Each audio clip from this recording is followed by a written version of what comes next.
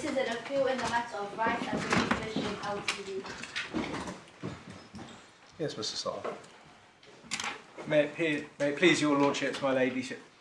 I appear for the appellant, Mr. Rice, in the appeal against Wicked Vision from the decision of the Employment Appeals Tribunal. And this case has been joined with the case of Treadwell and Barton Turns, and Protect is also intervening. My lord, hopefully the court would have received the proposed timetable with the names of all 11 advocates who appear before you, so I won't read everyone's name out with your permission.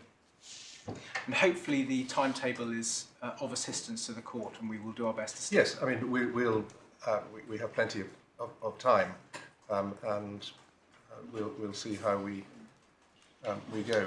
But the fact that we've got 2 days for this doesn't mean we have to fill it, but there are important things to think about, and I've got some thoughts for you once you've made your opening remarks. I'm grateful.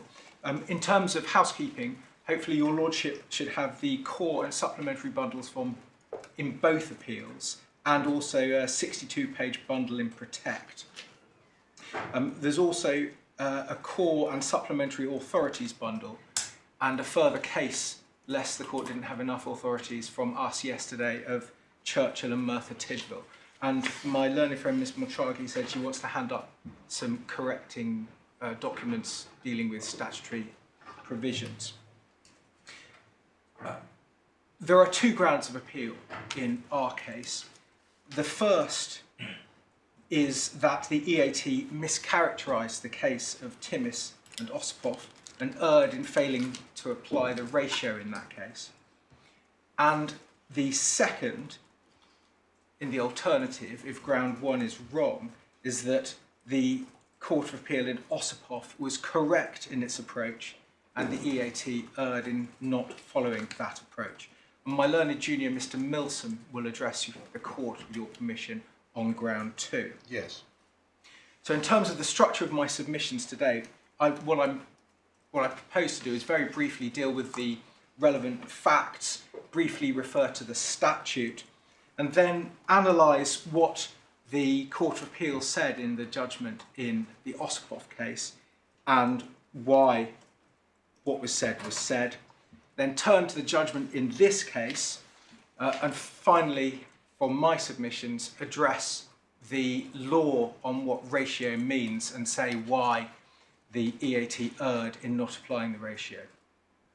Mr. Milsom, as I said, will address second ground. I will hope to have completed my submissions in an hour and a half. Mr. Milsom says he will be about 30 minutes. So, dealing briefly then with the facts of the case. Before you embark, can I just say that insofar as you haven't already taken this in your agenda for this, what I think we'd be particularly assisted by is really understanding what each of the parties to each of the appeals sees as the essential anatomy of the claim that is being brought in their case, whether you collectively perceive any difference between the 2 appeals that we're hearing, or whether they essentially raise the same issues,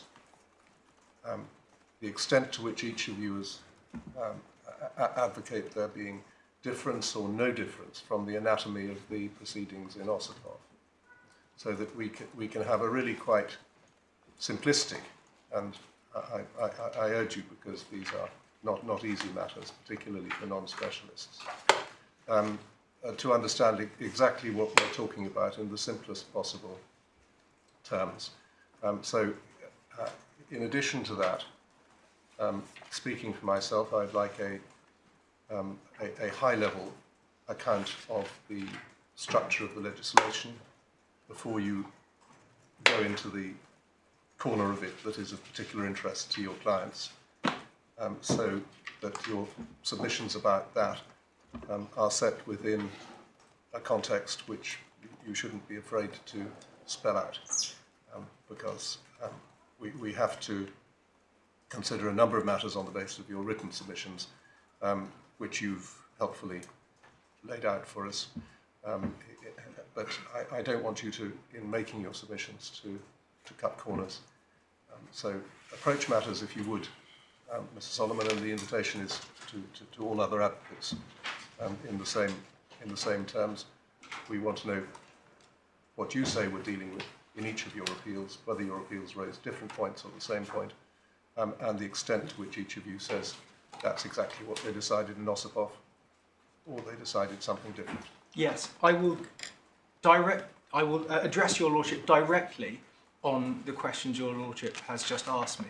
I will be dealing precisely with what the anatomy of the claim is that has been brought in our case, and I will show your lordship, when I come to it, how that was dealt with in the Barton Turns case. So the second question your lordship asked me is about the difference between the appeals, and I will address your lordship directly on the extent to which these cases are the same as the question in Ossipoff, or to the extent to which they differ from Ossipoff. It will be my position that they are the same. It's the same point as that which was raised in Ossipoff, and no doubt my learned friends. Well, I don't want to draw you into spoiling your submissions further on, but I think what you have in mind very much accords with what we will need. Yes. Well, I will address you directly on those points. Okay. Thank you very much. The facts of the case, then, are simple and can perhaps best be gleaned from the EAT judgment from which this appeal lies. That's in the core authorities bundle at tab 6, page 199. And your lordship, my lady, will see at paragraph 2, page 201, that Mr. Rice was employed by Wicked Vision as head of sales between 2017 until his dismissal on the 18th of February 2021. And he brought a claim for unfair dismissal on the 24th of May 2021. The claim and the grounds are in the bundle, in the core bundle at the end of the bundle. I'm not going to go there now, but I can if it will be of assistance. What's most relevant perhaps in this case is the purported amendment.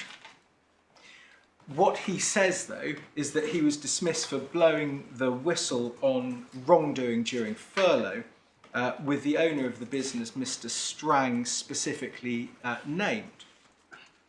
And the court will see at paragraphs 3 to 4 on page 201, he sought to amend to add an allegation that Mr. Strang, who was a worker, subjected him to a detriment of dismissal.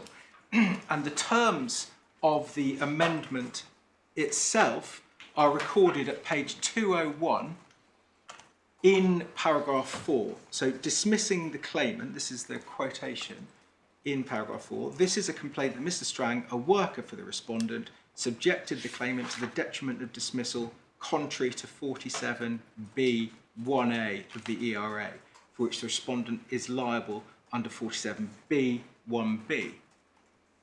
This complaint is available to an employee notwithstanding the provisions of subsection 2. So that was the terms of the amendment.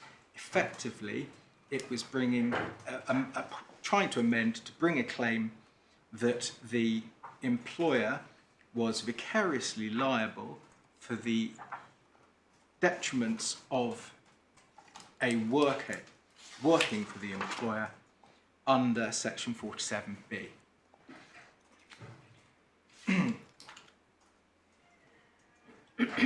At paragraph 5 of the EAT judgment, it records that the company opposed the amendment, that it was barred by section 47B2, or was time barred, and the EAT put off the question of time for the full merits hearing, but permitted, so ET put off the time issue for the full merits hearing, but permitted the amendment.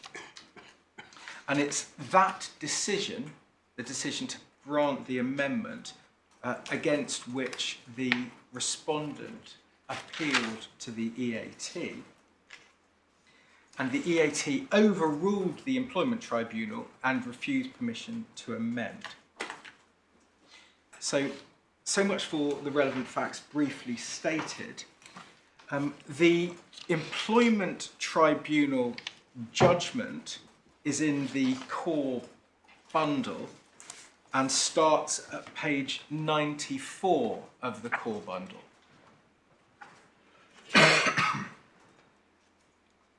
And at paragraph 1 it says, today was a hearing to resolve the claimant's outstanding amendment application and to resolve some case management issues.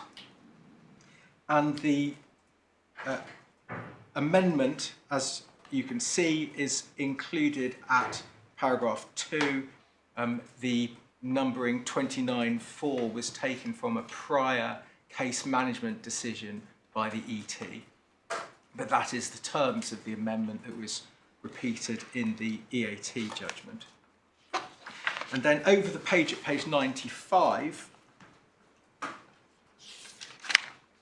paragraph 5 records the respondent's basis of the objection to the amendment, being on 2 grounds: the opposite operation of 47B2 and it was out of time. And then at paragraph 8 over the page, at 96, the ET records the submissions of the parties. And the claimant's submission was that it is a arguable amendment, and the respondent, you can pick this up halfway down paragraph 8, Miss Evans-Jarvis, on behalf of the respondent, submitted that 47B2 would preclude such a claim. She also relied on the Timmis and Osipov case, submitting this case was in effect authority that 47B1A would only be a route available to the claimant if he brought claims against the decision-maker, Mr. Strang. What the claimant was effectively doing was trying to add a claim of dismissal as a detriment while being an employee. And then paragraph 9 sets out the Employment Tribunal's conclusions as to why section 47(2), the Employment Rights Act, did not preclude amendment. 9.1 states that the case is not entirely on point with Timmis and Osipov because there was no claim against a co-worker. Pausing there for a moment, over the page at paragraph 10, the Employment Tribunal, when analysing the statute, rejected the contention that you need to bring a claim against a co-worker in order to bring a claim under 47B. But also, that was a ground of appeal to the EAT, but the EAT stated in terms that it was not relevant and was not a critical factor. At paragraph 53 of the EAT judgment, at page 210 of the core authorities bundle. I'll come back to that paragraph. But the important point for this court to note at the moment is that there's been no cross appeal against that determination. Our point is that our position is that the ET and the EAT were right, and that it's not relevant that there was no claim against a co-worker. It's simply not what the statute provides for, and it's not a factor that can properly be taken account in distinguishing this case from Osipov. And then the rest of paragraph 9. Those are two slightly different submissions. It is a difference with Osipov. It's a factual difference. As a matter of fact. It's a factual difference, yeah, so, but it's a factual... What its effect may be is maybe another matter. Yeah. It is a factual difference. It is a factual difference. Because in Osipov, if there hadn't been a claim against the director, there would have been no claim. because the company had gone under. Well, The in fact, only there was, way of getting relief was the claim against the director. as a matter of fact, my lord, there had been a claim against the employer, Yes. Ospov, and there was a finding that that claim was good and there was an unfair dismissal. But they'd gone under by the time it came to the Court of Appeal. Yes. So on a getting some money for the claimant perspective, it was the director or bust in Osipov. Yeah, maybe. I have no idea what value was in the insolvency in Osipov or indeed in Wicked Vision in this case. Because But it's quite a lot of money. I think the claim was 1.9 million. there is a big claim. Yeah. There's a big claim. My submission is this, my lord. Your lordship's absolutely right. It's a factual difference, but it's a factual difference that has no impact on the legal analysis in Osipov. That's why I said it's not a factor which distinguishes this case from Osipov. As a matter of fact, it could only go to enforcement, as I think your lordship has suggested to me just now. And that is not relevant to the questions that the court was determining in Osipov. And I'll make good that submission when I show your lordship Osipov in a moment. The rest of paragraph 9 in the Employment Tribunal analysis sets out what the Employment Tribunal understood Osipov to be saying. And then at paragraph 10, the Employment Tribunal records its analysis of the Employment Rights Act. And we say that's entirely correct.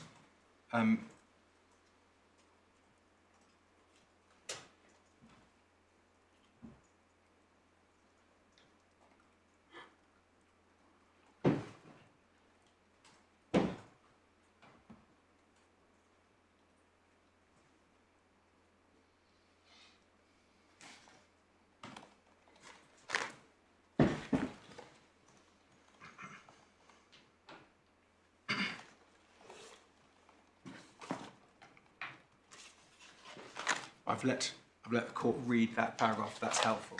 We say that's the correct analysis of the statute. Now the relevant paragraph, section within the Employment Rights Act is 47B2, and that is set out in our skeleton argument. It's also in the supplementary authorities bundle. We'll work from the authorities bundle. Yes, it's page 74 of the authorities bundle, supplementary authorities bundle.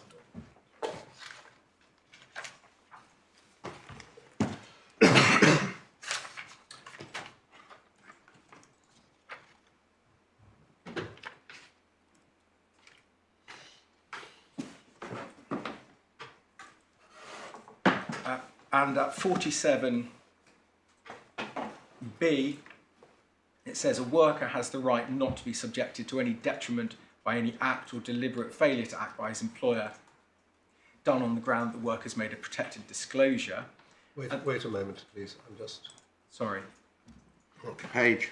Page 74 of the supplementary authorities bundle. Yeah.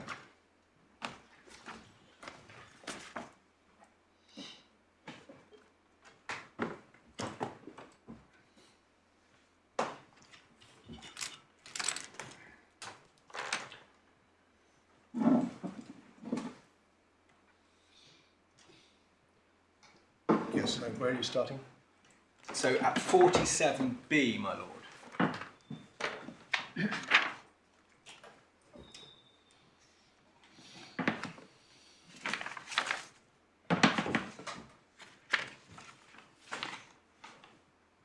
So 47B1 on page 74 sets out the right that a worker has not to be subjected to any detriment by any act or deliberate failure to act by his employer done on the ground that the worker's made a protected disclosure. So this is an important provision that protects workers from detriments on grounds of protected disclosures. And this was originally in the Employment Rights Act 1996. And then at 1A to 1E, there are amendments to the legislation that were brought in by the Enterprise and Regulatory Reform Act 2013. You can see that at footnote 35 on page 75. And those amendments, as Osipov sets out, Osipov in some detail deals with the rationale for this legislative history. These amendments were meant to plug a lacuna that was found in case law. But just dealing with the statute as it now is, 1A is a worker has the right not to be subjected to any detriment by any act or deliberate failure to act done by another worker of W's employer in the course of that other worker's employment, or by an agent on the ground that the worker has made a protected disclosure. So this is a new right from the 2013 Act, not to be subjected to a detriment by a co-worker. That's 1A. 1B provided for vicarious liability for the employer for those acts. So where a worker is subjected to detriment by anything done as mentioned in 1A, that thing is treated as also done by the worker's employer. And just pausing there for a moment, it is this sub-paragraph that is in issue in this case. What Mr. Justice Bourne said in the EAT and what my learned friends for the Respondent say now is that this wasn't relevant to the ratio in Osipov. When we say this sub-paragraph was considered and was relevant, was part of the ratio in Osipov. 1C is provides in respect of 1B, it's immaterial whether the thing is done with the knowledge or approval of the worker's employer, so just extending the type of vicarious liability. And then at 1D, there is a defence for the employer for this type of vicarious liability. So in proceedings against W's employer in respect of anything alleged to have been done as mentioned in 1AA, and that's the detriment by a co-worker, it's a defence for the employer to show that the employer took all reasonable steps to prevent the other worker from doing the thing or from doing anything of that description. So that is a statutory defence for liability for the type of vicarious liability that arises under 1B. 1E provides that a worker or agent of the worker's employer is not liable by reason of subsection 1A for doing something that subjects W to a detriment if the worker or agent does that thing in reliance on a statement by the employer that doing it does not contravene the act and it's reasonable for the worker to rely on the statement. So that's a defence for the worker. That's not relevant for any decision your lordship have to make today. And the top of the next page provides that this doesn't prevent the employer from being liable by reason of subsection 1B, so that isn't a defence to vicarious liability. And then subsection 2, and this is also a subsection your lordships are concerned, my lady is concerned with today. It says this section does not apply where the worker is an employee and the detriment in question amounts to dismissal within the meaning of Part 10. And this was directly considered in Osipov in the Court of Appeal, and I'll take you to where they considered it, but essentially what was argued in Osipov was that a detriment amounting to a dismissal does not fall within liability of 1A because of subsection 2, and that, so a co-worker cannot be liable, it was said, it was argued, a co-worker cannot be liable for a detriment amounting to dismissal, and that submission was rejected in Osipov, and the Court of Appeal said no, it's a detriment amounting to dismissal within the meaning of Part 10, in other words, an unfair dismissal claim, which is where what Part 10 contains. So that's a claim for unfair dismissal against the employer. And that is distinct conceptually from a detriment claim amounting to dismissal against a co-worker. And that was the reason we say that the Court of Appeal found what they did in Osborne. Can you just repeat that? An unfair dismissal claim against an employer is different conceptually to... A detriment amounting to a dismissal. But subsection B doesn't say anything about unfair dismissal. It says the detriment in question amounts to dismissal Within the meaning of Part 10. 10. And Yes. dismissal is a concept that is defined in Part 10, as I recall, independently of any question of whether it's unfair or not. Or am I wrong about that? The dismissal within Part... I'll show you where Osborne dealt with this, my lady. But the claim, the Part 10 deals with claims against the employer and not dismissal per se. And that was the key point in Osborne. It was for that reason that I rather hoped that we would approach this little corner of the legislation by stages. I mean, you're dealing with this, as it were, elusively.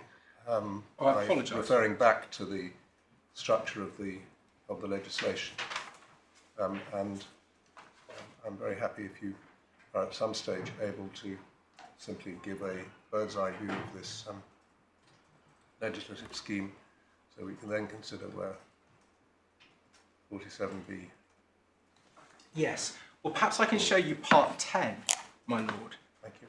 Part 10 of the Employment Rights Act starts at page 92 of the Supplementary Appeal Bundle.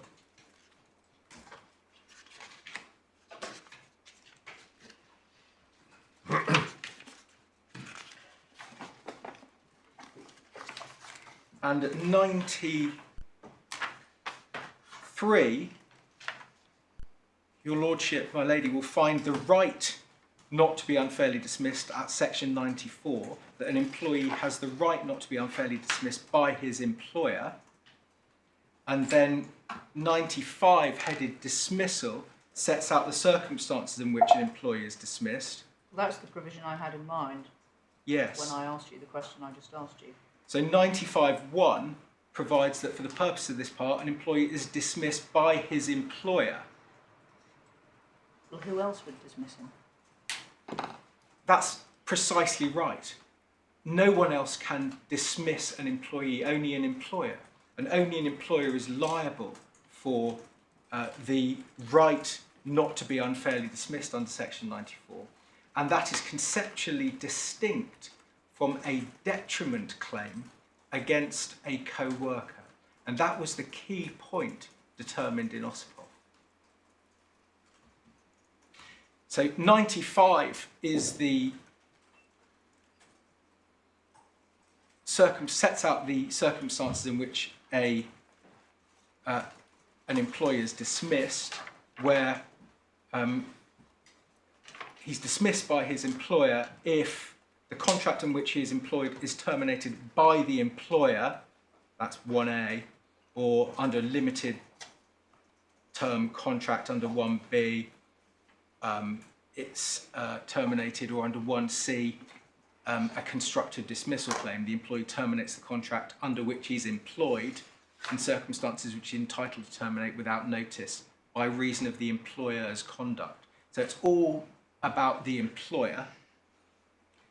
96 is deleted, 97 is about the effective date of termination, and 98 on page 95 is the right to claim unfair dismissal. Well, no, the rights conferred by section 94. Section 98 explains the circumstances in which a dismissal will be unfair. Precisely. Part 10. That's exactly right. It sets out the circumstances in which a dismissal is unfair. And You're saying that Part 10, there are, as it were, three elements to it. There's an employer, an employee, and a dismissal. employer and employee and a dismissal. That's the scope of the Part 10 Yes. consideration. So Unfairness, then, characteristic that has to be established. that's right. And the key elements, some key elements that your lordship has correctly drawn to my attention are that it's a claim against the employer only. Only an employer is liable for unfair dismissal. Right, so it doesn't matter if your co-worker is your boss, the owner of the company, the directing mind, Yes. legally distinct from the company. Yes, exactly. That's a point that Mr. Justice Bourne made against me. He said it's the same thing, that a co-worker in this context is exactly the same as an employer. We say that's wrong. They are technically distinct. There's no right under Part 10 to claim against a co-worker in whatever circumstances. It's only ever against the employer. The second point that your lordship drew to my attention is that it's a right for an employee to bring a claim against an employer. It doesn't apply to workers, unlike the section 47B rights, which apply to workers bringing claims for detriments against co-workers. And so a worker can be dismissed, his or her contract can terminate, but it's not a dismissal for which Part 10 provides any remedy, because only an employee has the right to claim unfair dismissal. So it's different. And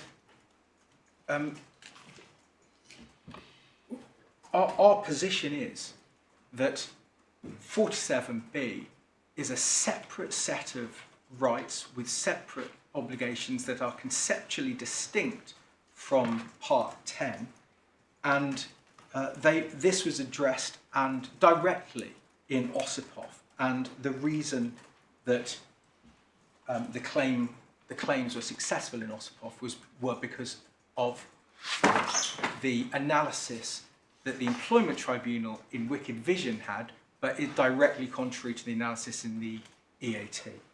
And may I then... Can we keep going with Part 10 while we're at Part 10? Could we keep going to any other Yes? passages in Part 10 that you say are relevant? I beg you... Any other passages that you say are relevant? Yes. So the next passage that's relevant in Part 10 is 103A.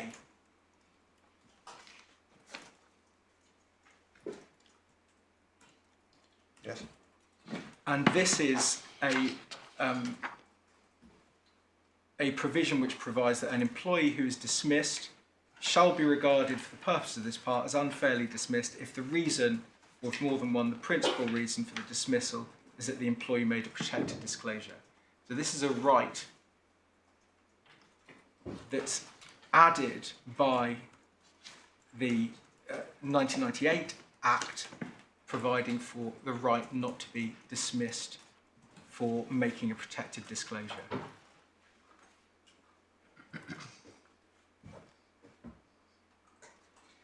The only other section in Part 10 is 108 that's relevant. That deals with qualifying periods of employment, which doesn't affect any decision your lordships have to make today, my lady has to make today. Right, that's Part 10. Yes. So that Well, does section- actually link the two things together. 103A, you were saying that 47B is a separate set of rights, Yes, it is. but 47B is concerned with protected disclosure, as is 103A. Yes. So, if your lordship goes back to 47B,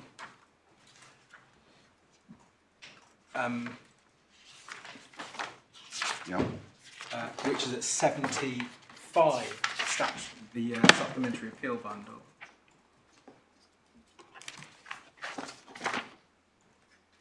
Yeah.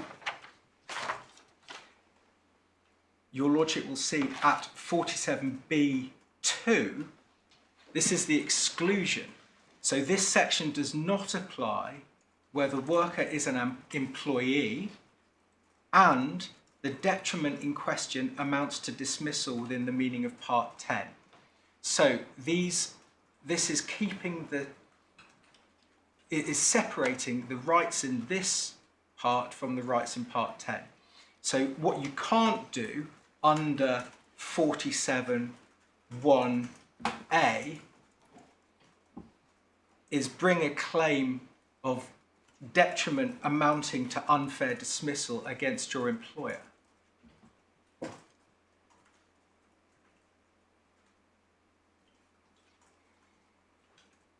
Because you've got a right to bring that claim under 103A.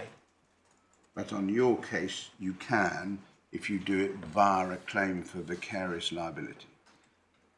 Yes, that's right. No, it's a different claim. You can bring a claim. It's still unfair dismissal. You can bring a claim of detriment amounting to dismissal against a co-worker for which the employer is statutorily liable. Yeah. And that is conceptually different, and there are a whole series of differences why that right applies and 103 applies. There are differences. Statutory liable, sorry to speak over you, is 1B. Is that how it works? Vicarious liability. Yes, but it's statutory vicarious liability, which is 1B. 47(1)(b), correct. Right. Precisely.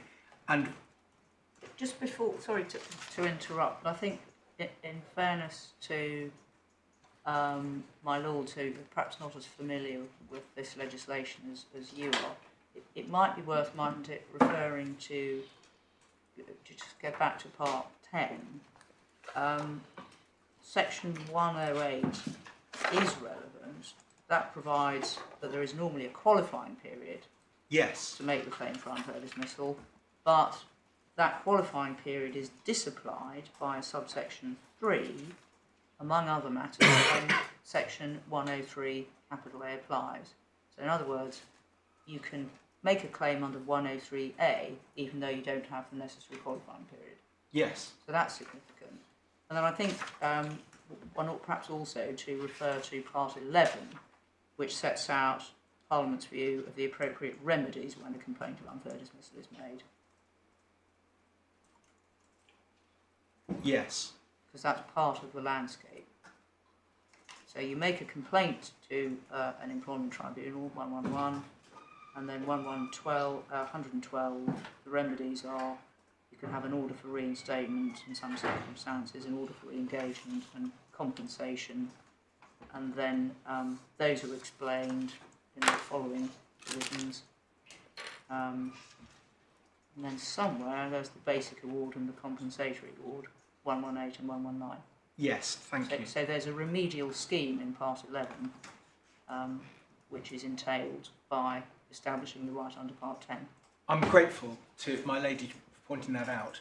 And those points in the remedial scheme under Part 10 and Part 11 were highlighted in Ossipoff as differences between the rights when you claim unfair dismissal against your employer and the rights when you claim for a detriment against a co-worker for which the employer is liable. So, for example, there is a right in an unfair dismissal claim to get a basic award, as my Lady Justice Laing points out at section 119, but in a detriment claim under 47B for which the employer is liable, there would be no such right.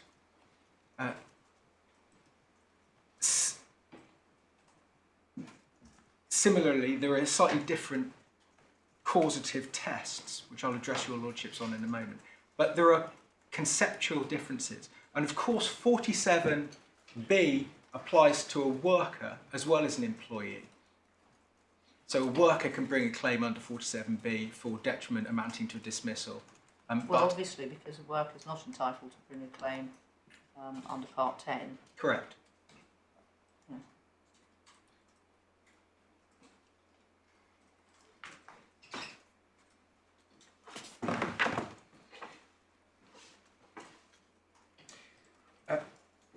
So can I turn then to the Ossipoff case?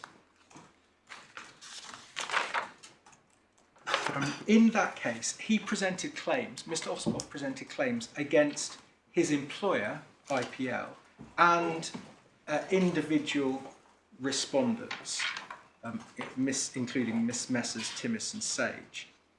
And the claims included a claim against IPL, the employer, of automatically unfair dismissal under section 103A in part 10, and also claims under section 47B against Timmis and Sage, and the pleaded detriments included the detriment of dismissal.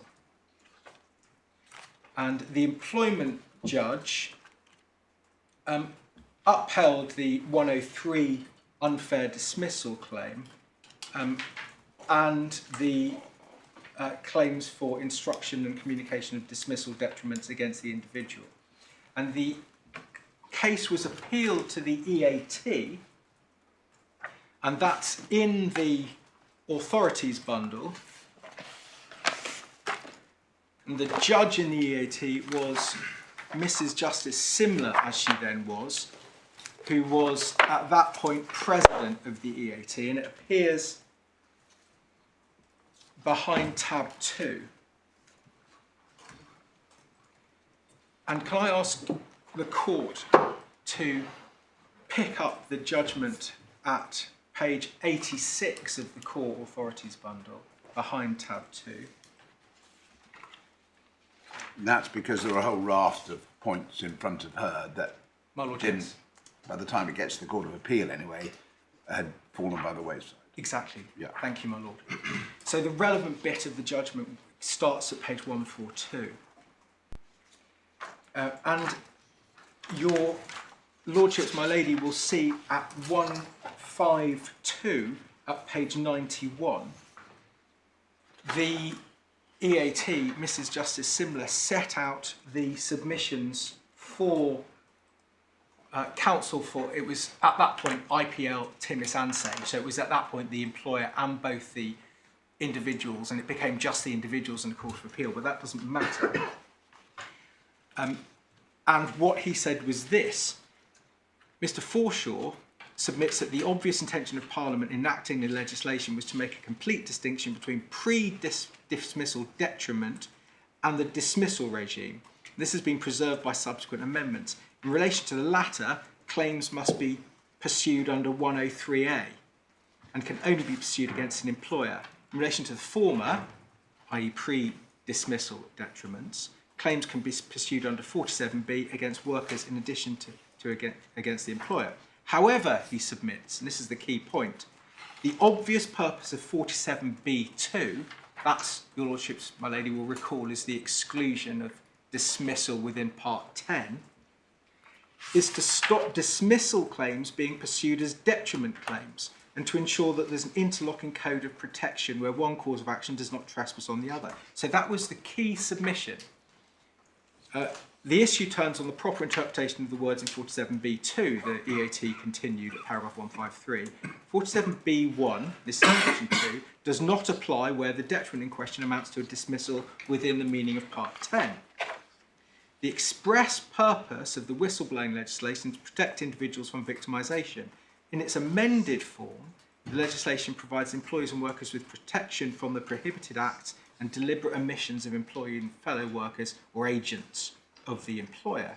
That being the mischief at which the legislation is directed, it's appropriate to construe the provision so far as it can properly be construed, provide protection rather than deny it. And no doubt Miss Jolly for Protect will build upon that submission before your lordship, my lady, today or tomorrow. 154. The starting point is to construe all the words used in light of that intended purpose, including the words in brackets in 47B2B, which qualify the extent of the disapplication. That provision does not seek to exclude all claims for detriment amounting to dismissal, as it could have done. Rather, Parliament has chosen to limit the disapplication to those detriments amounting to dismissal within the meaning of Part 10. In other words, to detriments amounting to unfair dismissal claims necessarily against the employer. The effect of Mr. Forshaw's submissions is to ignore the words in brackets, which are redundant on his approach. So that part is key. And over the page at 156, this court will see that Mrs. Justice Simler's construction didn't strain the meaning of the legislation. In fact, it's a coherent approach. And at the end of the paragraph, you can see no principal reason for excluding it. Just pause for a minute. Yes.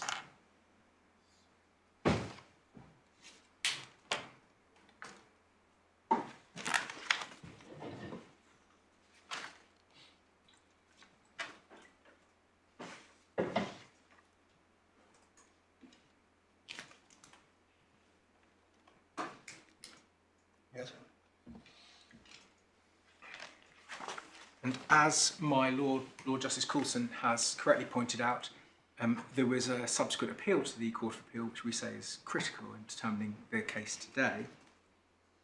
The unsuccessful directors appealed to the Court of Appeal, and that court was Lord Justice Underhill, who was a former president of the Employment Appeals Tribunal, with whom Lady Justice Rafferty and Lord Justice Sales, as he then was, agreed. So it's a powerful court dealing with an appeal from a powerful Employment Appeals Tribunal.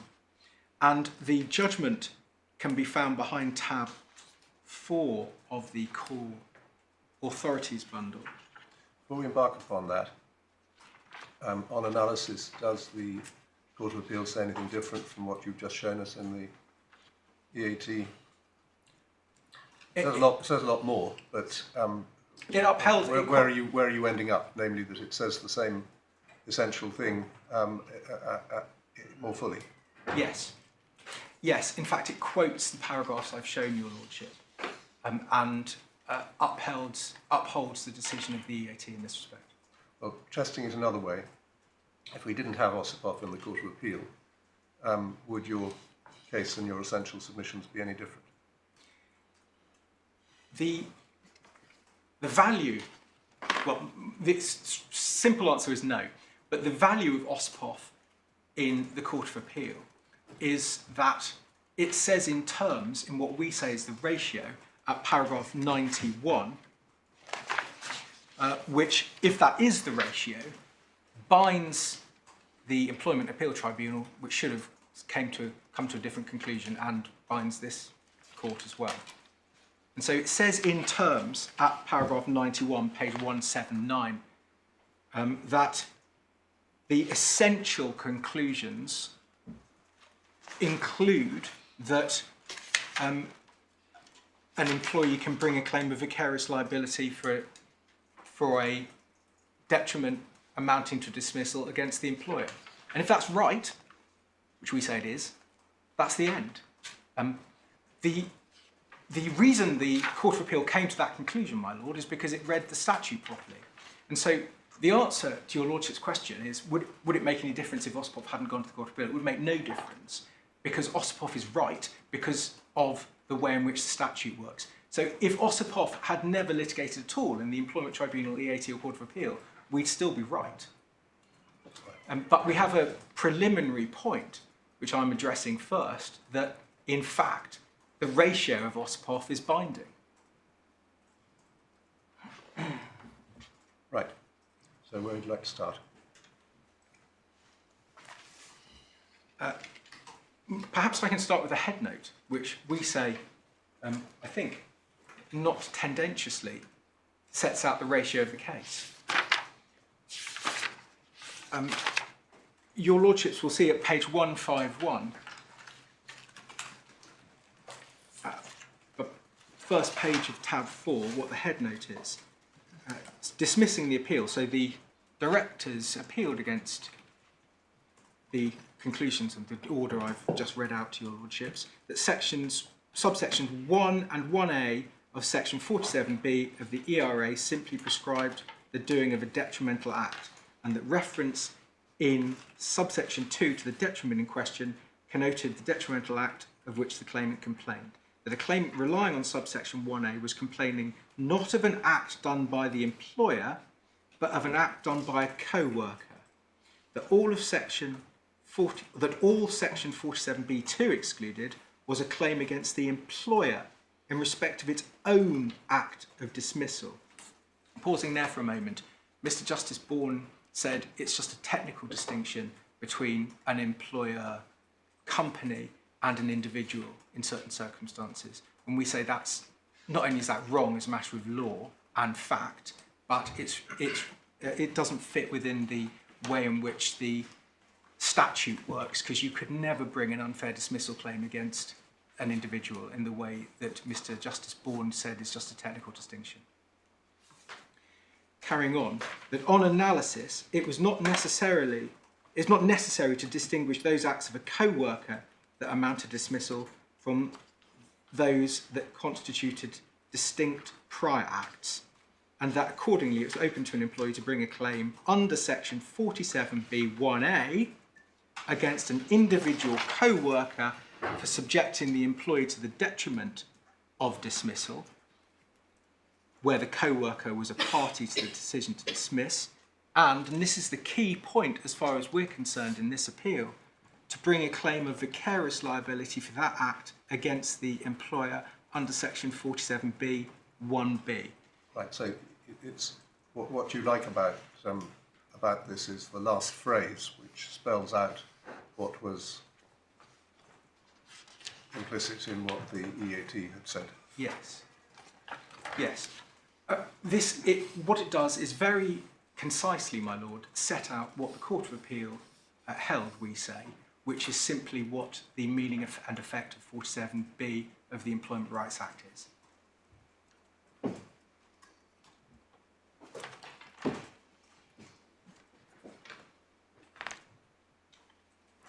Could I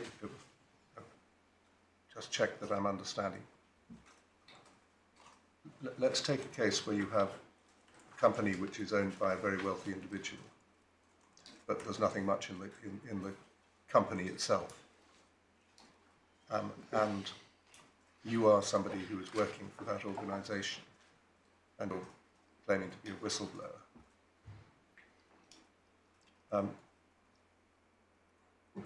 And really, your remedy, if you're going to have a worthwhile remedy, would be against the individual and not against the company, for practical reasons. It's overseas, or it's not worth anything. Is it your submission that were you wrong in your presentation of the legislation, then somebody in your position would be limited to making a claim under Part 10 against the company as an employee, and would be deprived of the opportunity to pursue the individual co-worker? What I'm trying to identify is what you say, what particular individual in what particular circumstances would lose a right that was intended to be protected.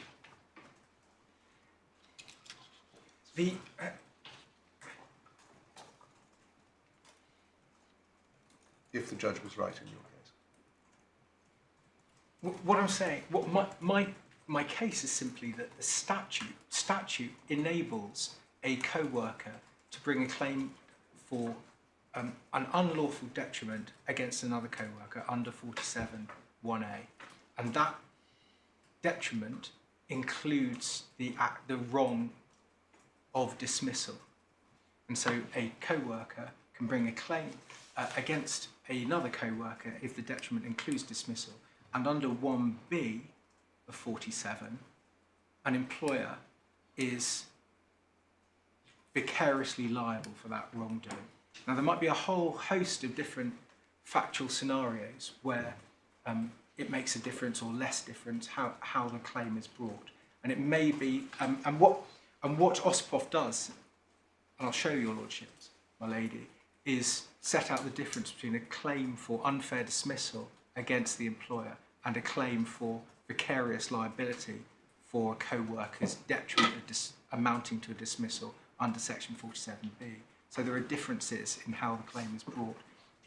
There are differences of causation, for example, and there are different rights. As my Lady Justice Laing has pointed out to me, that it applies to workers, not employees. So it applies in different circumstances, has different effects, and has different legal tests. But this is the statutory scheme which was brought in to give the maximum protection to people blowing the whistle.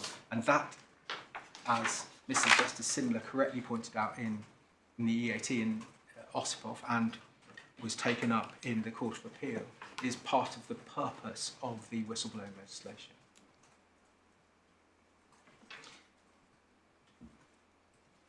So, and insofar as necessary in this case, my lord, all we're saying is that the amendment to bring the claim that we have brought is one that is permissible as a matter of law. That's all that I need to show.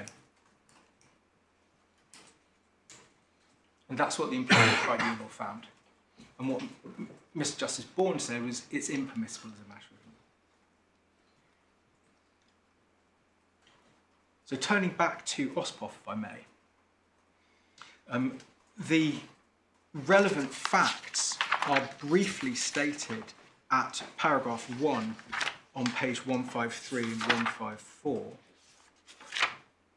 And then at paragraph 1.5, the Court of Appeal identified the principal issue, which was whether it is open to the Employment Tribunal to award the claimant compensation against the directors as individuals for the losses occasioned by his dismissal.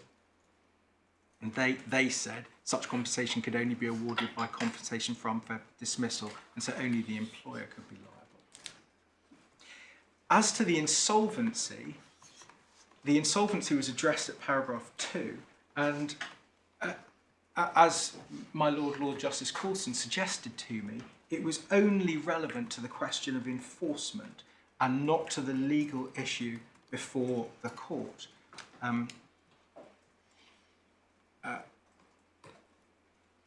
And you can see that that's confirmed by the court at paragraph 34, page 162, because the court there says the primary issue is one of pure law and doesn't depend in any way on the particular facts beyond those summarised at paragraph 1 above. So the insolvency dealt with at paragraph 2 didn't have any impact on the legal issue that the court was considering. So as a matter of fact, in that case, as I've said, the claims of unfair dismissal and automatic unfair dismissal under 103A were brought against the employer and found against the employer, and there was no appeal against that. And then at paragraph 5 onwards, at 154 and 155 and onwards, the Court of Appeal set out the legislative history of the Employment Rights Act. And it set out at page 155, it dealt with part 10 at paragraph 7 and onwards. And then at paragraph 14 dealt with part 5, which was an amendment to the original rights, and the amendments included the rights not to be subjected to detriments by whistleblowing. And your Lordship, my Lady, will see at paragraph 19 at 157, the court dealt with the original whistleblowing legislation, and over at 158 at 21 referred to section 103A, and at 23 dealt with whistleblower detriment, and the original whistleblower detriment and at 24 dealt with section 47B2, and at the end of paragraph 24, at the bottom of page 158, the court says, as will appear, it's on the meaning, effect and effect of this subsection that the main issue in the appeal turns. And then 28, paragraph 28 onwards, at page 160, the Court of Appeal referred to the legislative changes introduced by the Enterprise and Regulatory Reform Act 2013, and those were to introduce the subsections that I've read to your Lordships, my lady, at 1A to 1E, and those are all set out at page 160 to 161. And then at paragraph 30, the court spelt out the essential effect of the changes to 47B. And then at 32, bottom of page 161, the court said the new provisions leave the original subsection 1 in place so that an employer may be liable under 47B by one of two routes: liability for its own act under subsection 1 and vicarious liability under subsection 1B. The question of which route is available in a given case will be important in circumstances in which the employer could advance a reasonable steps defence, since subsection 1D only applies to claims under 1A. In other words, that you can have a reasonable steps defence in a claim against the employer for vicarious liability for a detriment by a co-worker, but not for its own act. And there is no reasonable steps defence in an unfair dismissal claim.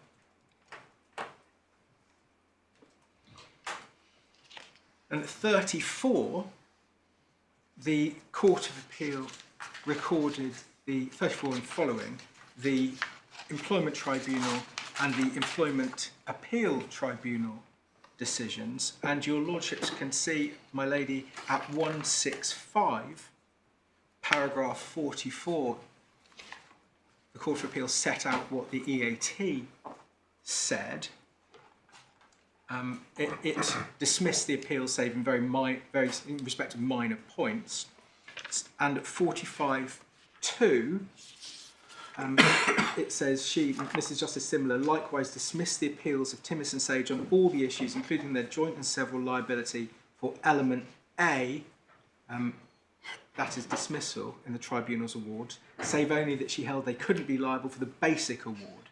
So that's an award that you only get under Part 10. And then it's the bottom of that paragraph, it's the second of those decisions, so their liability for dismissal, that we're concerned with on this appeal. And the appeal itself is set out at 46.1 at the bottom of page 165. And by reason of 47B2 of the ERA, neither Timmis or Sage could be liable to the claimant in respect of an instruction to dismiss the claimant, nor under 47B2 could they be liable for losses which flowed from the claimant's dismissal. So that was the key issue in the case. That was the appeal. And the first issue, i.e. whether the detriment was caught by 47B2, was set out and dealt with by the court at the top of 169. And the court set out the parties' submissions. And what the appellant said at 58 was that, in effect, the instruction to dismiss, a detriment of dismissal, is effectively the same as a dismissal under Part 10.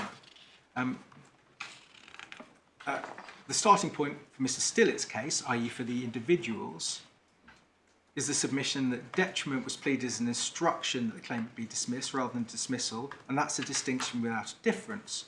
On the ET's findings, the reality was that the decision to dismiss was taken by Timmis, perhaps jointly, and Mr. Sage's email was no more than a communication of that decision.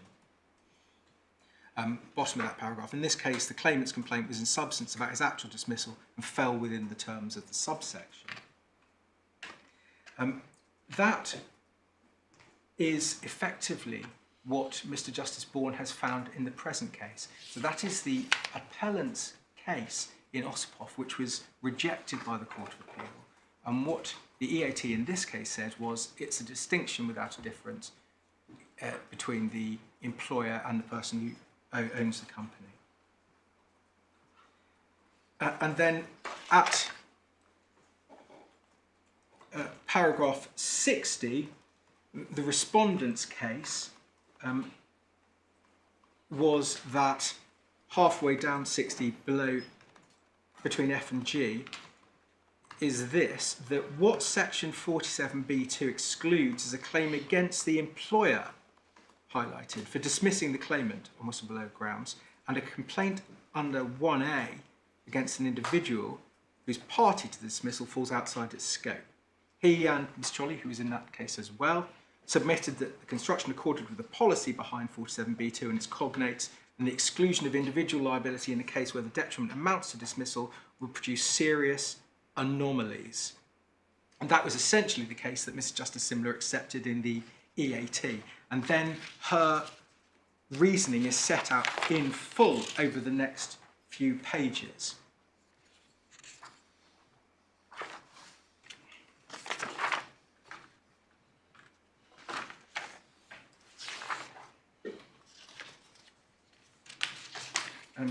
And then the key holdings of the Court of Appeal start at page 172, the bottom of 172 at paragraph 68. I start by saying that I agree with Mr. Justice Simler that a construction of 47B2 which prevented a claimant from bringing a claim against an individual co-worker based on the detriment of dismissal would produce an incoherent and unsatisfactory result, and accordingly is unlikely to conform to Parliament's intention.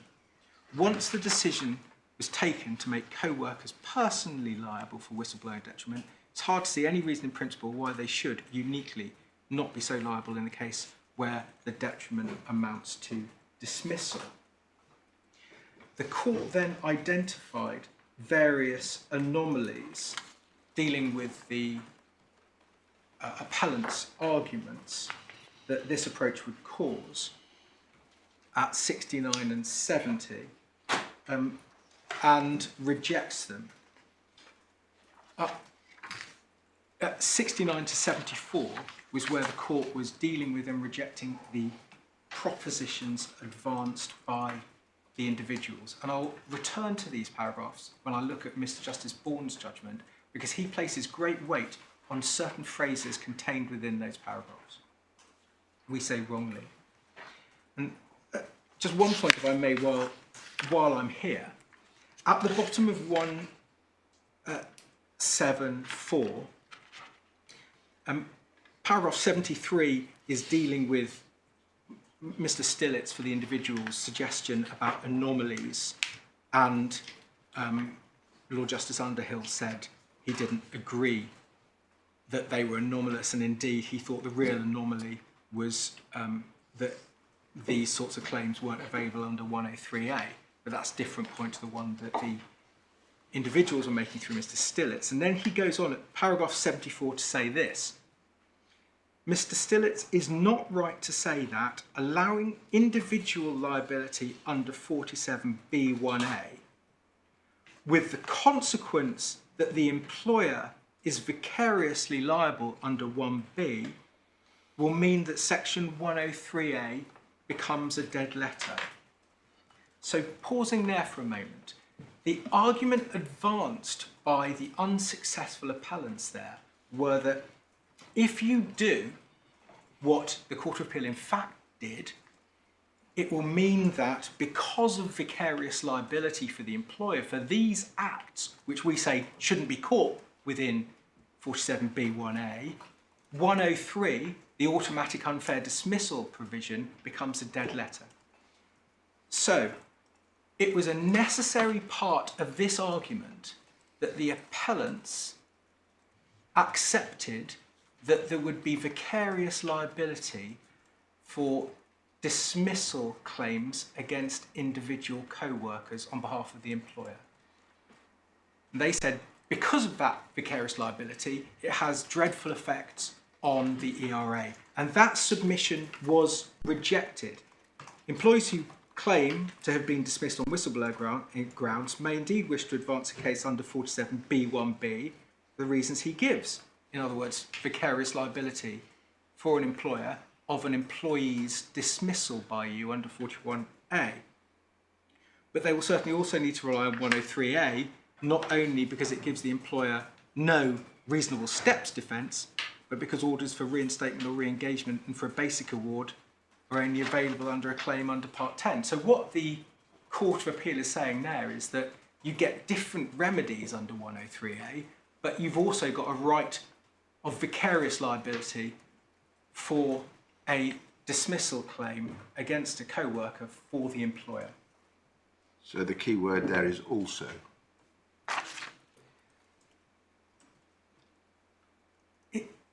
What the Court of Appeal is saying, my lord, there, is that you have a right to claim vicarious liability against your employer for a detriment claim under 47B1B.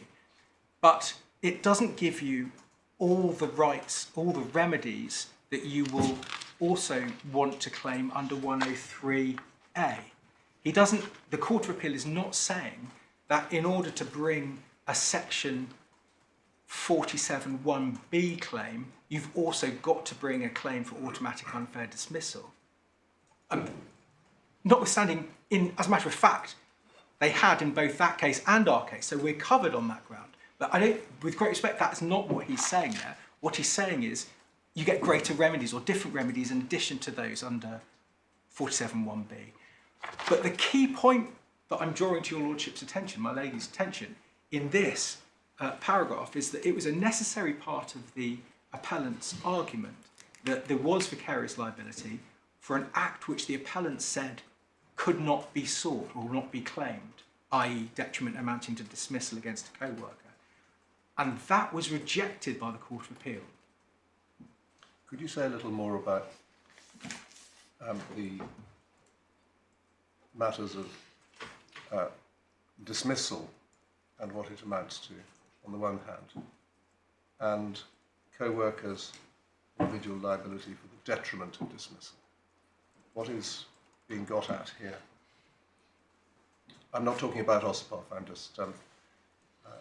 just asking for some help about what the concepts are. A detriment can cover a variety of acts. And a detriment can, so one act is terminating the contract. So I can bring a claim as a worker against... Sorry, I'm staying conceptual at the moment. You might find it easy if I was to ask you, what does dismissal mean? Dismissal is defined in the Employment Rights Act.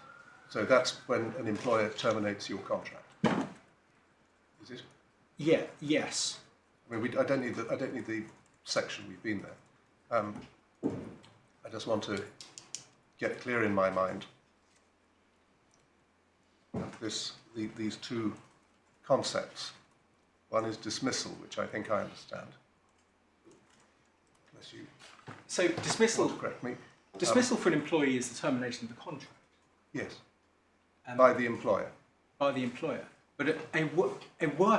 So what then? We've got that understood. What then is? But can I pause for a moment, my lord? It goes beyond that, because a worker her worker's contract can be terminated. So a worker does not have the right to claim unfair dismissal. So a worker would not fall within the definition of dismissal under Section 95. Yeah, but I'm trying at the moment just to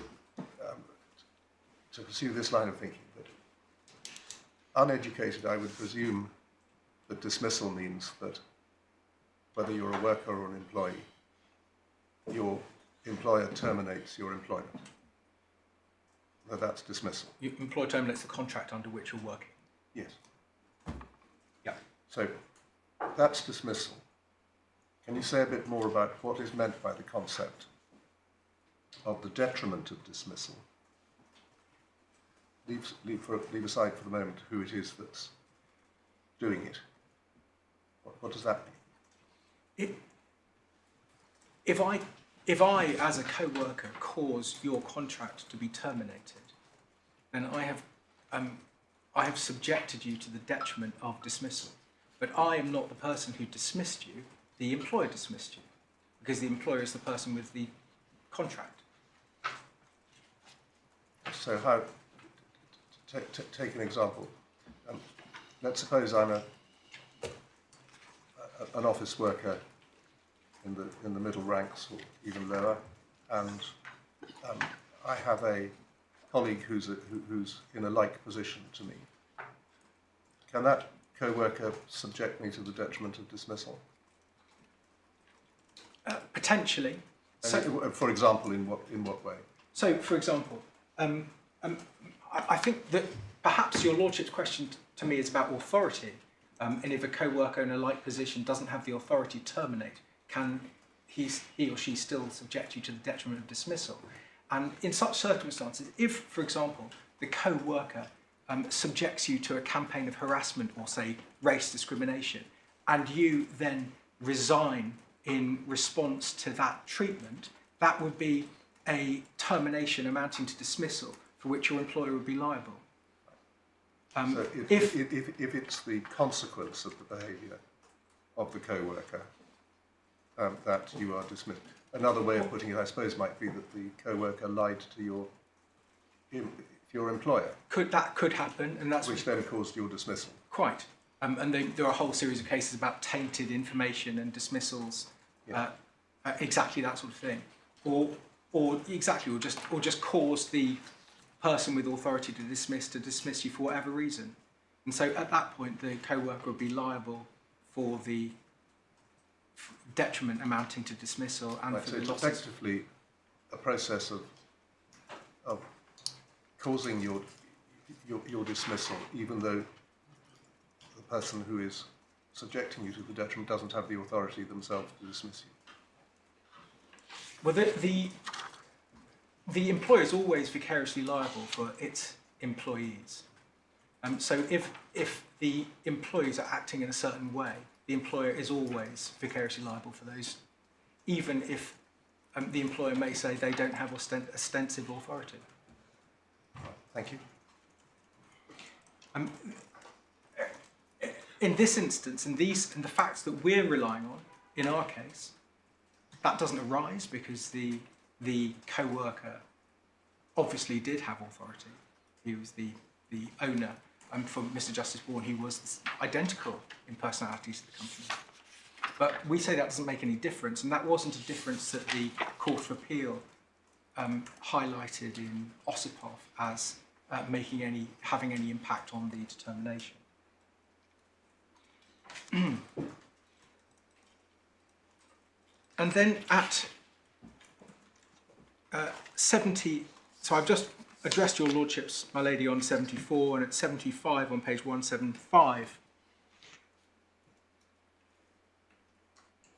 the court said, I accordingly approach the construction of language on 47B2 on the basis I would expect Parliament to have intended to exclude liability under the operative provisions of the section only where the identical remedy was available under 103A. Now, where does that canon of interpretation come from? It proceeds on the basis that you generally can't get identical remedies under different sections of the Employment Rights Act. Well, I'm not sure that's an answer to my question. I'm trying to understand the source of this approach to construction, which is described in the first sentence of paragraph 75. And is it just a subjective view about how to approach the interpretation of these rules? What the court has done there is taken into account the purposive interpretation of the whistleblowing legislation and rejected the what were advanced as anomalies by the individual directors. And in that context, and that's why he says, Justice Underhill said accordingly, he says he approached the language in this way. And if it were right that you get exactly the same remedy, it is surprising, with great respect, in my submission, if it weren't excluded, but that isn't right, and that's the point that the court is making there. I think my lady's point is simply that on the face of it, it looks a slightly unusual approach to say what you would expect the Act to say, and then say that you don't believe the statutory language compels a different construction.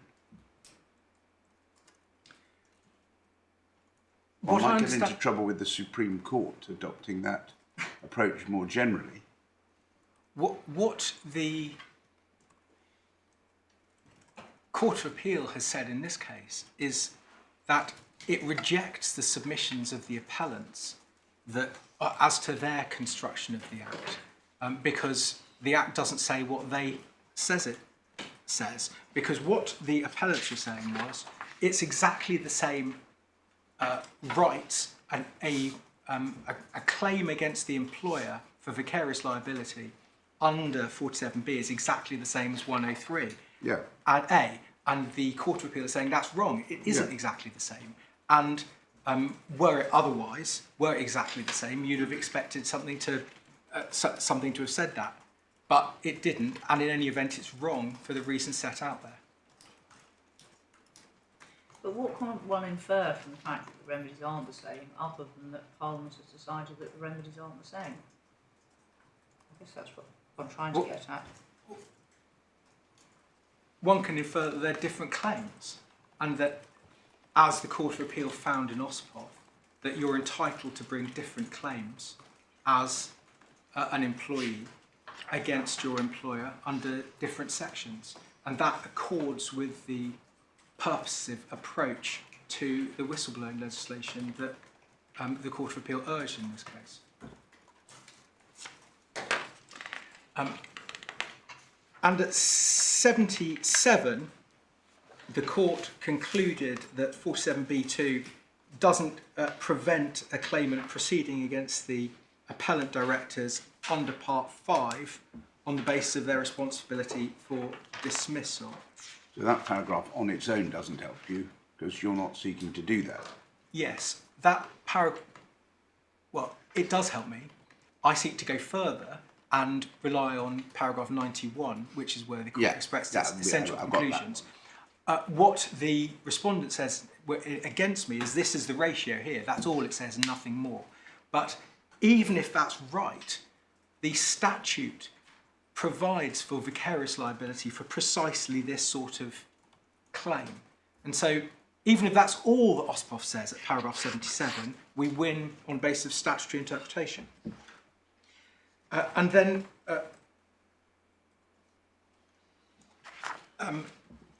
79 to 8 or to 90, there are considerations of compensation and another case, Emilio and Magna Kanzai.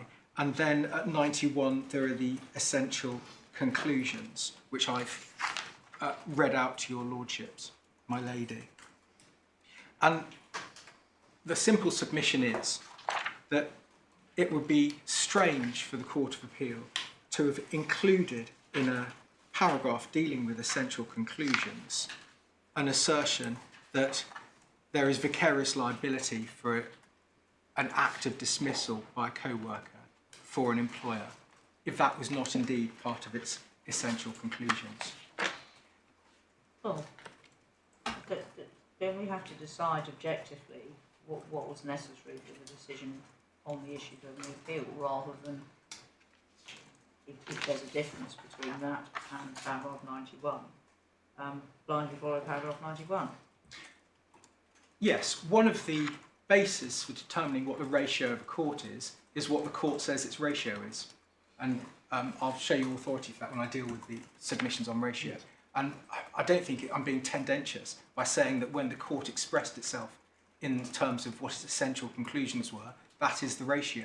And indeed, that is what the EAT in the Barton case held, and it's what the EAT has held in a more recent case as well. So it's what other courts have interpreted the ratio as. But in this context, the word essential is possibly ambiguous, because it might mean conclusions which are essential to decide issues in this case, or they might mean my basic conclusion. Well, with respect, either way, those would amount to the ratio. But I'll make short submissions on ratio in a moment. What I haven't done yet is addressed the court, and I realise that I've taken more time. It's always the way when you're first up, and we're getting more familiar with the arguments. You're going to come to this case now. Yes, if I may. Yes. So this case is behind tab 6 in the core authorities bundle. And I'm sorry, Mr. Solomon, I marked mine up in the core bundle, so it's absolutely fine, but can you give me the paragraphs you're referring to? yes, of course. Because then I can easily find it. Of course. I'm sorry, No. that's force of habit. I just looked at the core bundle first, looked at the judgment first, so that's the one I've scribbled on. And I'm in the same boat. Very wise, if I may say. Well, I will refer to paragraph numbers. Thank you. It might take too long if I try and transpose all my page references that I'm going along. No, page reference is not necessary.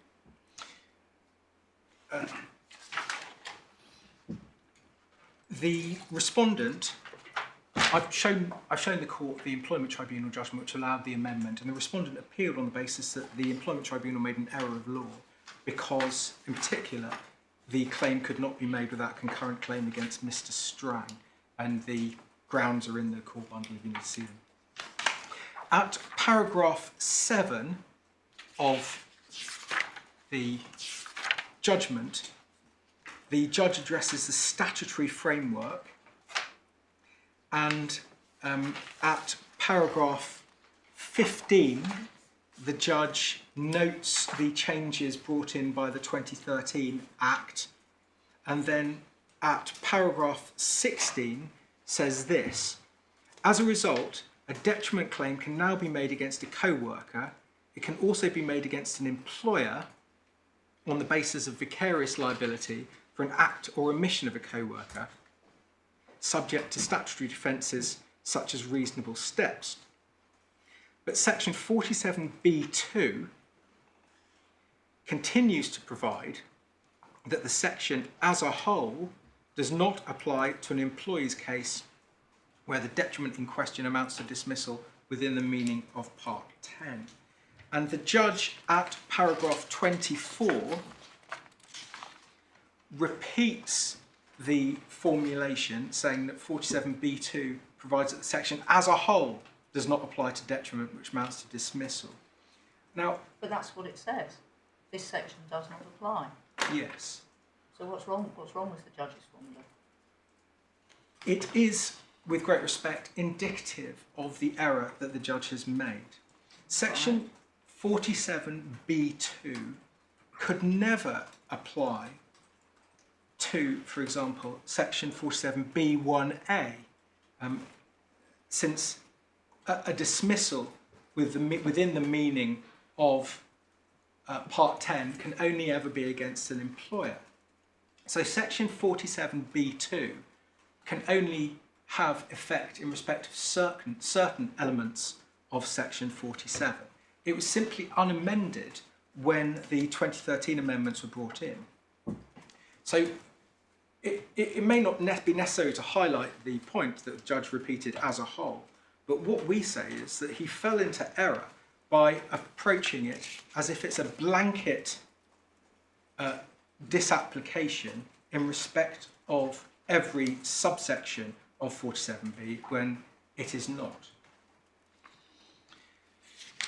And then at paragraph 17 and following, the judge sets out what was said in the Employment Tribunal and quotes within paragraph 18, within Little Roman 4 at 18, what we say is the ratio of the case. And if it's right, if we're right that that's the ratio, that's the end of the case, because the EAT... I think you're repeating. Yes, please. At paragraph 25, the judge says what he says is the ratio for Tivis, which is markedly less than what he's quoted above. But what the judge does in particular is omit the second half of Lord Justice Underhill's formulation at 91 about vicarious liability. He then concludes the paragraph by saying, at first sight, that proposition seems to sit uneasily with subsection 2. Right, So, just pause here for a moment. I want to read this paragraph 25 against yes. paragraph 75 and 91 of Ossipov.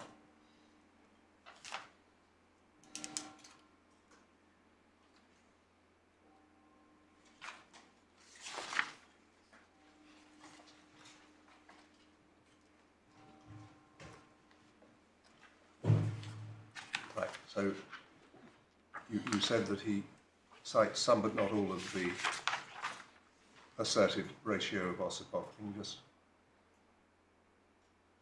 point to the bit that you say he doesn't cite? Yes. So if your lordship goes back Yes, I've to got that. paragraph 18.4, Yes. this is the bit at 91.1 of Ossipov that the judge quotes. The second half, the first half is it's open to an employee to bring a claim under 47B1A against an individual co-worker, subjecting him to the detriment of dismissal. And the second half, which is and to bring a claim of vicarious liability for that act against the employer under 47B1B. So it's that phrase which Mr. Justice Bourne does not quote in paragraph 25.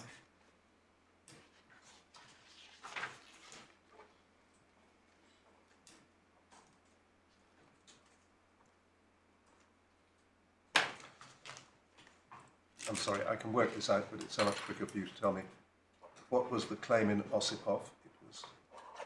What was concerned there was the direct claims against the two individuals. That was what Ossipov was. The appeal was about that, yes. Yes. And so it wasn't about vicarious liability of the employer. The appeal on the was facts of Ossipov. on those facts, but as I've shown your lordship, one of the arguments from the individuals proceeded on the basis of an assumption of vicarious liability if there was liability for the individual acts of dismissal. And for that reason, it was advanced by the appellants in the Court of Appeal that it can't possibly be right that the individuals will be liable for dismissal. Yes, but we'll have to bear in mind that what the ratio is isn't necessarily what the parties urged in argument I accept that. on but appeal. My submission is this, Mo. I accept that, of course. But my submission is this. It was part of the argument. That argument was dismissed by the Court of Appeal in its analysis of the case. And when the Court of Appeal set out its essential conclusions, this point about vicarious liability was included. And so read fairly, that is part of the ratio. I'll address, I will, I promise the court, address the court on what ratio means pursuant to Court of Appeal authority. Yes. But that is simply the point I'm making.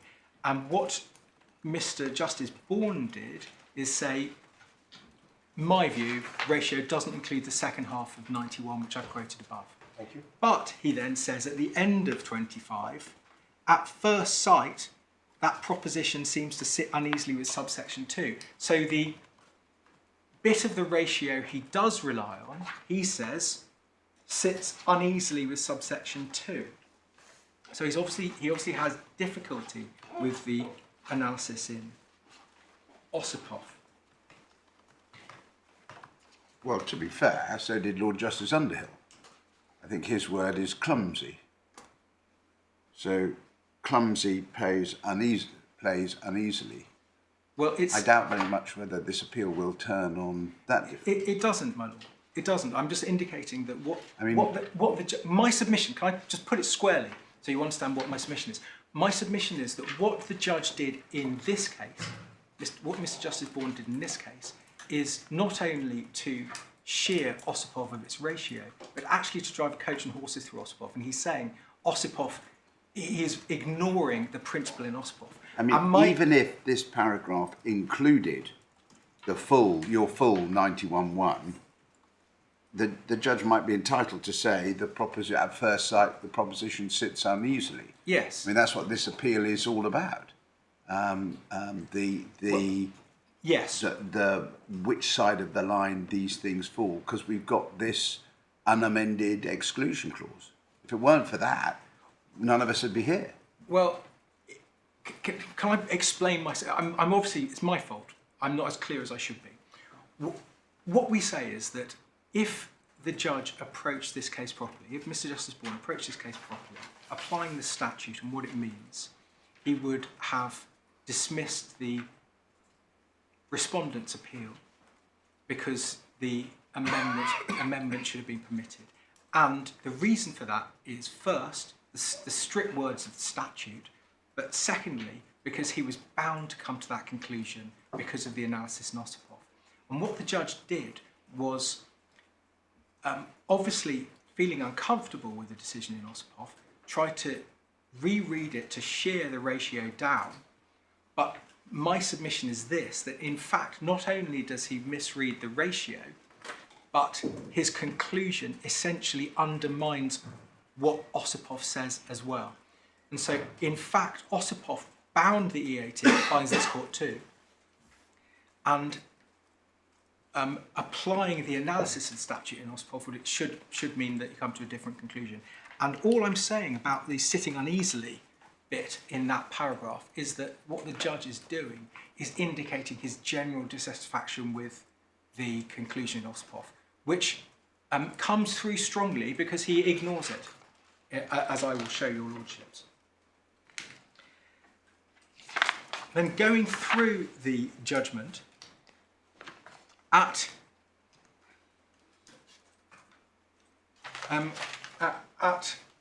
33, what the judge does,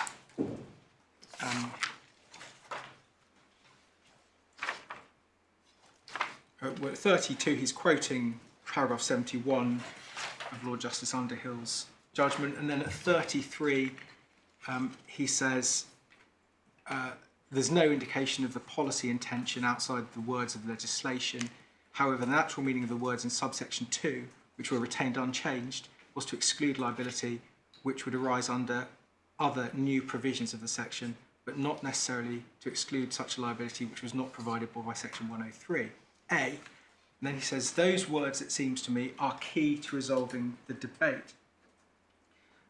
So what he's done there is plucked out a phrase of Lord Justice Underhill's in paragraph 174, which he says is key. Can I ask you to go back to paragraph 174, paragraph 74, which is on page 174. Yeah. Just so it can be seen in context. I think I said paragraph 74, it's actually paragraph 71 on page 173 to 174. At 71 on page 173 of the core bundle, Lord Justice Underhill is in this section dealing with why he says the individual submissions are wrong. And at 71 he says there's no reason to suppose that the policy changed in 98 when the statutory protection for whistleblowers incorporated,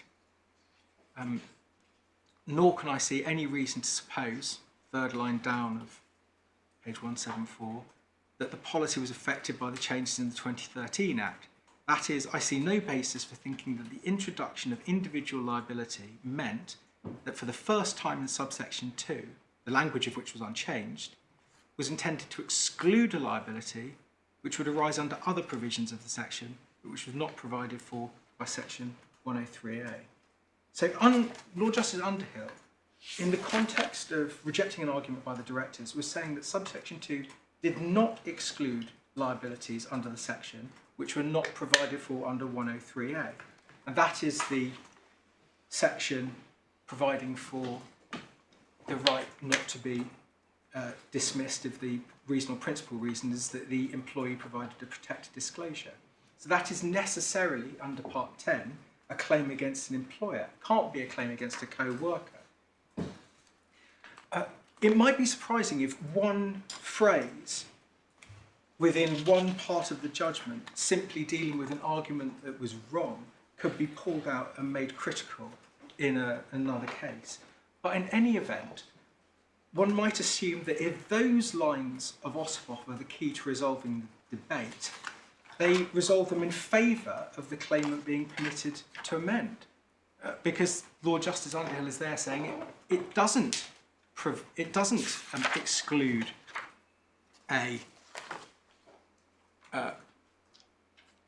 claim which is not provided for under 103A.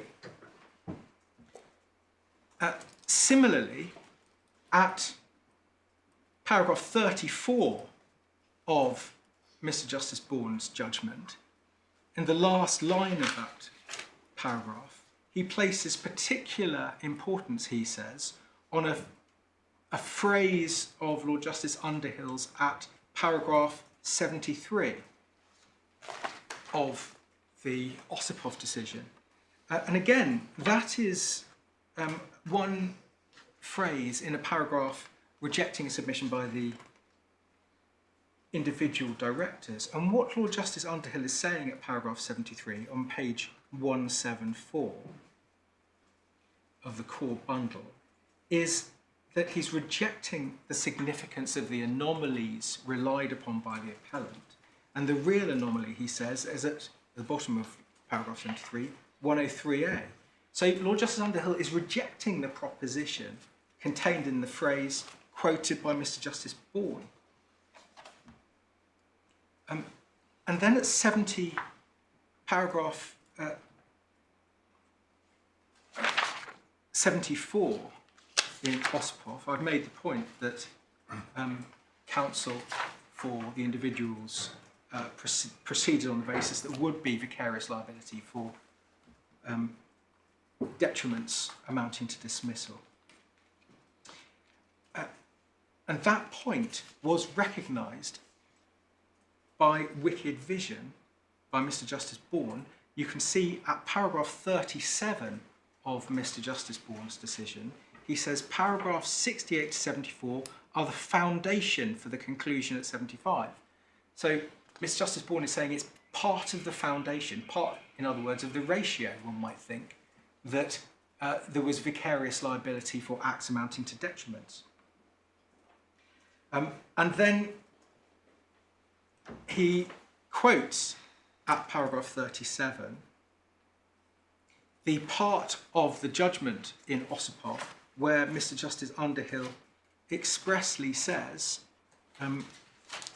Well, we've looked at this. Exactly. 36 is of some importance, isn't it? 36 is of some importance. The dead letter. The dead letter point. Yeah, I will address that in terms, because he comes back to it below. At 38, the judge said that it would never or hardly ever be an identical remedy. But then he says, at 38, what Underhill LJ meant in that sentence was that it was simply that a claimant who had a claim under 103A could not choose to repackage it as 47B. But that is not what Lord Justice Underhill said or meant. He said the opposite. What the Court of Appeal said in Ossipoff was that a claimant can bring a claim for a detriment amounting to dismissal against a co-worker, and that the employer would be vicariously liable. It's not clear what repackaging means, but Parliament has provided for different types of liability, and subject to express provision that they cannot both be brought, both claims are available. And as I've indicated, at paragraph 72 in Ossipoff, Lord Justice Underhill set out the differences between a claim amounting to dismissal against an individual as a claim for unfair dismissal. 5 simple differences, like first, only applies to employees, not workers. Secondly, an employee can seek reinstatement or re-engagement, unlike a claim under 47B. Thirdly, there's no basic award under 47B. Fourthly, there's no injury to feelings award under Part 10, but there is under 47B. And fifthly, there are different causative tests. And then at 41, Lord Justice Underhill set out what he... Sorry, I beg your pardon. My Lord Mr. Justice Bourne set out what he saw as the ratio of Ossipoff, simply that a claim can be brought against a co-worker under 47(1)A even when the Co-Workers Act amounts to dismissal. We say that is not the ratio, but even were it so, the statute provides in the clearest terms for vicarious liability for a claim under 1A to be brought under 1B. So even if the ratio is the limited ratio that Mr. Justice Bourne sets out, statute provides the answer. And then at 42, the judge says it's clear from paragraph 75 that Lord Justice Underhill contemplated that vicarious liability of the employer would or could follow from the co-worker's liability, but the position of the employer was not an issue in the case and was no part of the ratio. So if that's wrong, if that issue is wrong, then of course the case fails. This appeal succeeds. And then Mr. Justice Bourne goes on to identify what he sees as the key differences between this case and Timmis. But we say none of those points holds water. So at 43, the judge notes that no claim is pursued against Mr. Strang, but of course at paragraph 53 he accepts that's not the basis for his decision. It's a factual but not legally significant difference. It seems to be entirely irrelevant. At 44, the judge says another difference is that there are several alleged unlawful acts rather than one. With respect, that's not a difference of principle. If a claim for a detriment amounting to dismissal can be brought, it doesn't matter if it's a single claim or one of a number. And at 45, the judge cites the potential artificiality of the difference between an act of a company and an act of a human acting for the company, and says at 48 it's a purely technical distinction.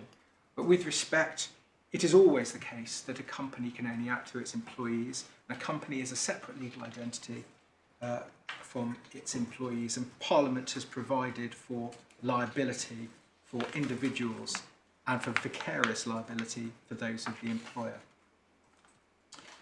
And none of those factors, we say, is relevant in distinguishing the case.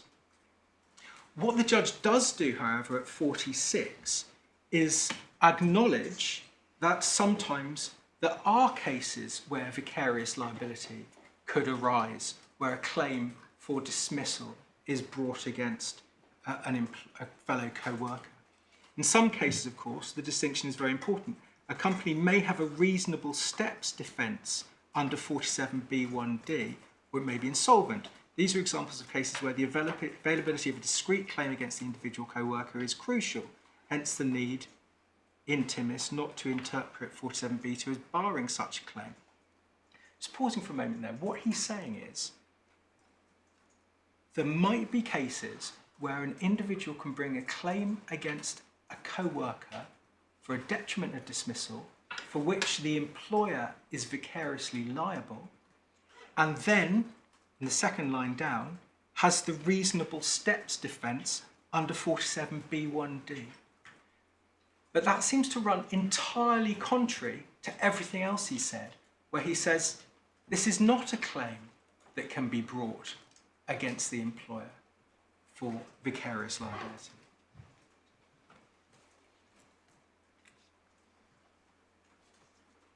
And then at 47, he says it would be odd if Parliament had allowed precisely the same claims under 1B as under Part 10. But as I've already addressed the court, they're not the same claim, they were different claims, and that's what was held in Timmis.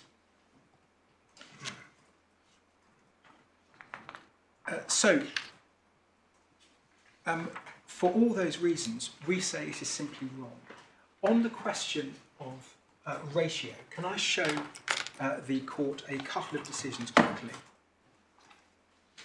The first is the case of Youngsome and the Parole Board, and that is in the Supplementary Authorities bundle.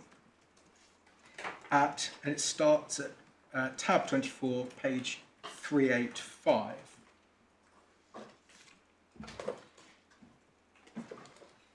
And can I ask your lordships, my lady, to pick it up at page 408, paragraph 44. Or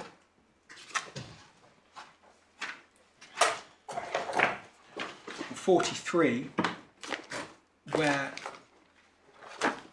Lord Justice Leggett says that the views of Lord Justice Neuberger, even if obiter dicta at 44, are strongly persuasive. And our position is that is also the position that Mr. Justice Bourne should have adopted in respect of the Court of Appeal's decision in Ossipon. But then he goes on... Sorry, which paragraph? I've read to you from 43 and 44, my lord, page 408.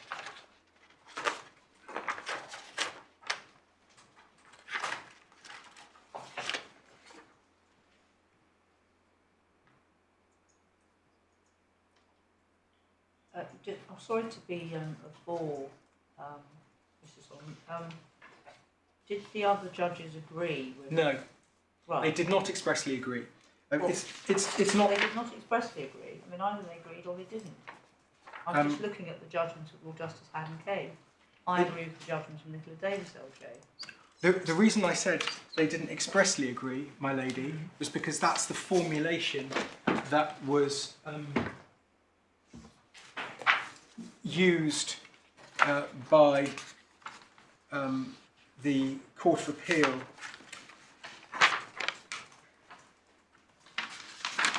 in... Sorry, can I have 1 moment? In Churchill, which is the case I sent to the Court of Appeal yesterday. I hope your court has that in front of them. And at paragraph 5, Sir Geoffrey Voss, Master of the Rolls, in that case,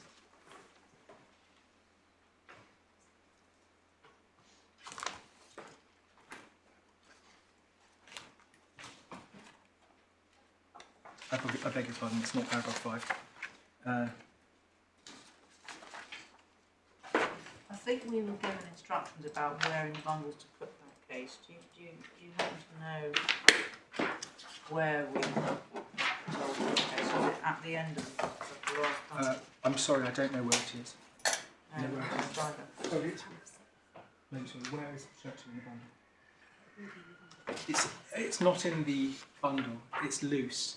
Right. I can hand up further copies of it if it's helpful. I think that might be helpful, please, because I think my clerk I'm might afraid have that been one of hasn't the bundles, reached but I me. don't know where. I apologise. Can you hand them up? Well, only Junior and Mr. Wilson's got copies.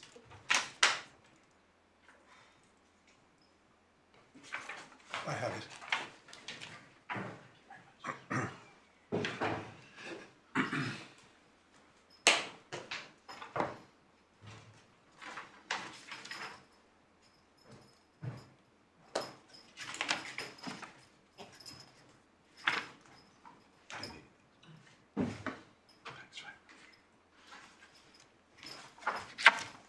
So this, if I can ask you to look quickly at Churchill, the judgment of Sir Geoffrey Voss, and pick it up at paragraph 17, page 776 of the report, where his lordship refers to Youngson and says, the Lord Justice Legate delivered an incisive concurring judgment with which Nicola Davis and Lord Justice Haddon Cave did not expressly agree. That's why I get the formulation from, my lady.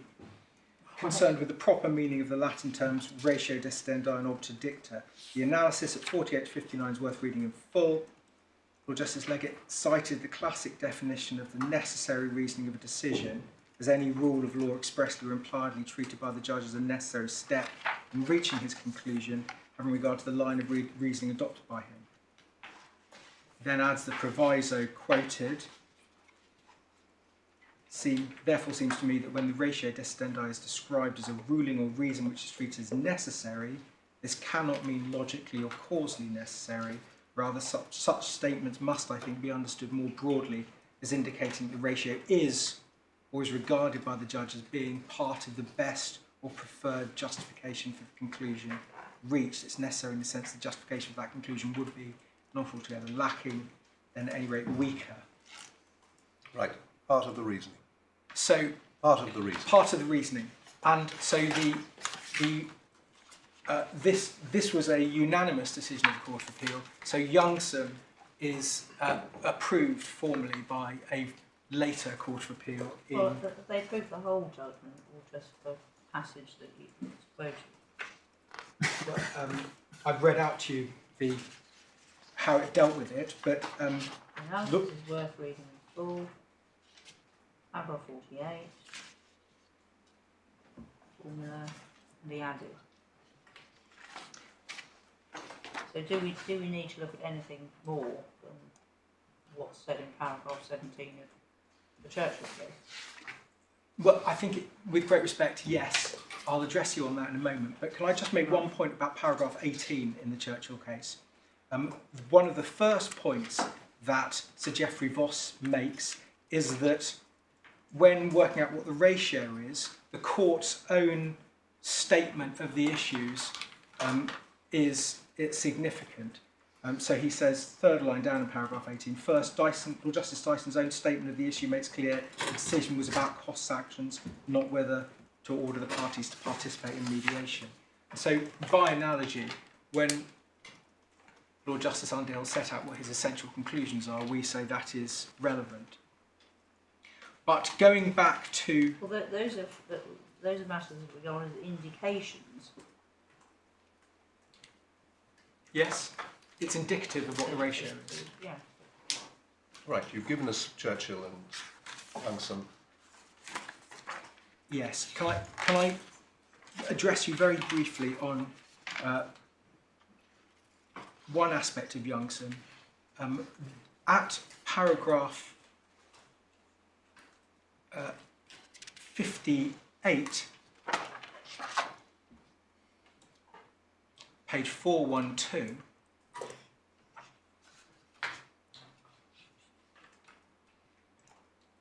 the judge says, in looking for the ratio desidendi of a case, the starting point is always the rulings and reasons given in the judgment to justify the court's decision, read in light of the facts of the case and the issues that arose. Generally, this is also where the inquiry ends. But he goes on to say it might be permissible at 58 for a court to engage in a larger assessment. And in terms of the factors there, let me say one line or two about each of the factors. First, the degree of unanimity. This, of course, Osipov was a unanimous decision. Secondly, the clarity of the ruling.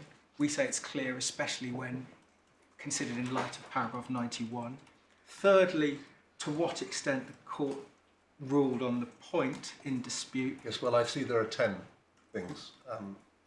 We can read these to ourselves? You can read yourself, yes. Yes, very interesting. Can I make what, my lord, may I make one further point in respect of point 7, whether the court's ruling has been applied or approved in different cases? There are two cases which we say it's relevant in this respect. Firstly, Treadwell itself, where you'll be addressed on it more fully that the judge in the EAT said he was bound by Osipov and that Mr. Justice... I can't take us any further forward. Well, I'm relying on it because of... I mean, two judges have interpreted Osipov differently. That's why we're here. Yes. But one of the points about working out what the ratio is, my lord, as set Well, I out- think, bearing in mind the time, I think we're here out on a bit of a twig, so far as this appeal is concerned. But anyhow, I'm not stopping you, but... Well, I think that point, my lord, I've made my submissions on what the ratio is, that if the EAT got the ratio wrong and was bound by Osipov and should have decided otherwise. I'm sorry I've gone over my time, but I think we can... Thank you very much, Mr. Silverman. Yes, Mr. Milson. Judge, great. My lord, I'm grateful.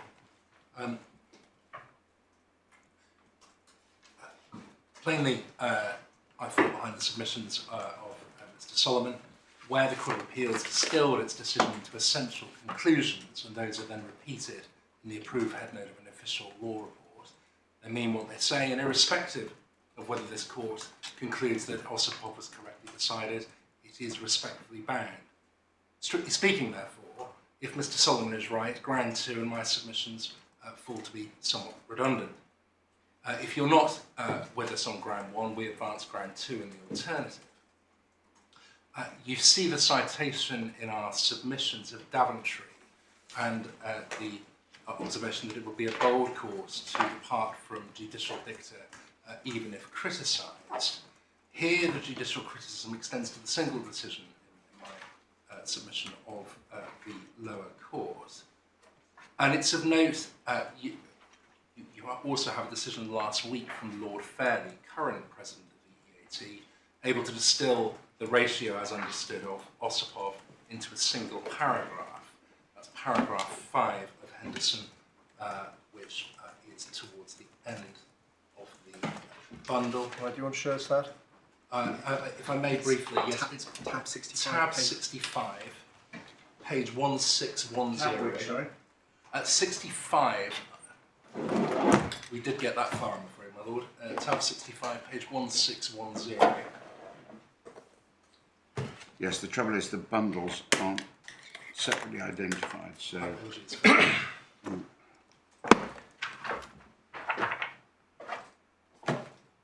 What did you say? It's a case called Henderson. Henderson and GCRM. Well, my supplementary authorities bundle runs to 1,552 pages, so So you don't have the additions. just tell me what it says. I got up to 62. We'll ensure that that's resolved over the break, as it were. Right, it's a case called Henderson. A case called Henderson, decided by the current president of the EAT. Paragraph 5, Lord Fairley says this. In Timmins, the Court of Appeal concluded that whilst only... Right, so take it slowly because we're not reading it.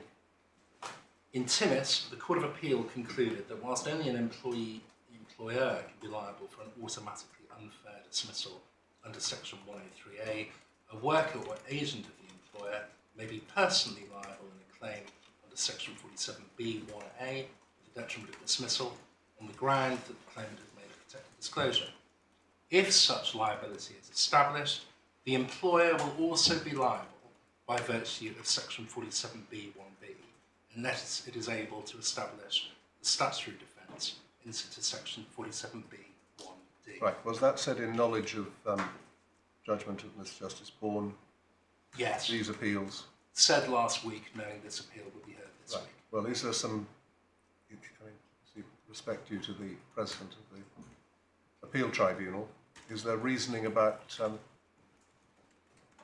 the decision of Judge Barton and Mr. Justice Bourne? No. No. But it was said knowing that these appeals were being heard this week and intended to assist the Court of Appeal as to the understanding of the current President of the AT as to the application and so Right, well, so it amounts to a submission that the current President thinks what you say we should be thinking. To spell out what might be a jury point, but nonetheless an important one, it is of note that a previous president of the EAT, it's just as similar as words, is then approved by the further president of the EAT, or Justice Underhill. Well, now it is a jury point and not a bad one, but I'll move on. Sometimes they're my Lord, it follows that we say that that distillation is right, and Mr. Justice Bourne was correspondingly wrong to uphold Wicked Vision's appeal below. I want to say, in the going over something of a canter, a few short words on the structure of Section 47B. But you have our point, and we subscribe to the submissions on Protect, that the purpose of whistleblowing legislation is to protect individuals from victimisation. And questions of ambiguity on the scope of the provisions should be undertaken firmly with that legislative purpose in mind. You'll also have picked up in your reading that the changes to the scope of 47B have at times been incremental and ad hoc. But the trajectory of gradual evolution has always been one which expands rather than retreats protection. A short word, if I may, on the structure of Section 47B. Prior to the amendments of the Enterprise and Regulatory Reform Act, it was open to a whistleblower to bring a detriment claim against the employer and the employer only under Section 47B1. 47B2 comes from that time. When remedying the lacuna identified by this court in Fessett, namely that there was no primary liability for workers and therefore no vicarious liability for an employer, Parliament sought to fill it with the provisions considered by this court in Ossipov at paragraph 30. If I can take you there briefly. That's at page 161 of the Core Authorities Bundle.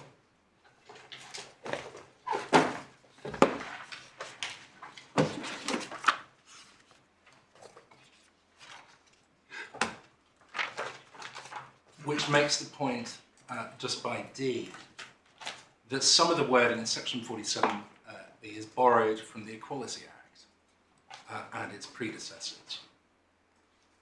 Now, important not to overstate, as I think the appellant in Barton Turns Developments Ltd, the extent of cross-fertilisation, as this court has repeatedly held in cases such as Coulson and Roche, Fessett, Ossipov itself, that should not be taken too far. But what is of note, also in paragraph 30, subparagraph 1, is Lord Justice Underhill's correct observation that for co-workers to be rendered personally liable is unique not only as regards Part 5, but more generally as regards the protections afforded by the 1996 Act. And so what the court observes there, by implication we'd say, is the unique wrong recognised of whistleblowing detriment by a co-worker. And the follow-on effect, as understood by those before the court in Ossipov, the necessary implication of this decision, is this important matter of the application of 47B1B. It applies automatically, save for two exceptions and two only. From the perspective of the employer, there's the reasonable steps defence, and from the perspective of the employer agent, the wholly exceptional defence under Section 47B1E. Now, with that structure in mind, three short propositions I may on the application of that framework, which are understood to be undisputed between the parties. First, the wronged whistleblower may recover post-termination losses for non-dismissal detriments under Section 47B via both the direct and the vicarious liability provisions. I think it's the only authority I'll take you to other than Ossipov, and that's Roberts of this court. Roberts starts. I have a horrible thing in there. 1283. 1283, I'm grateful.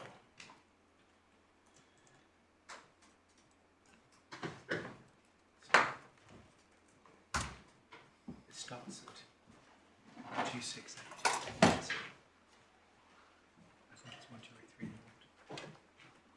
1268, decision of this court. Tab. Tab, my apologies.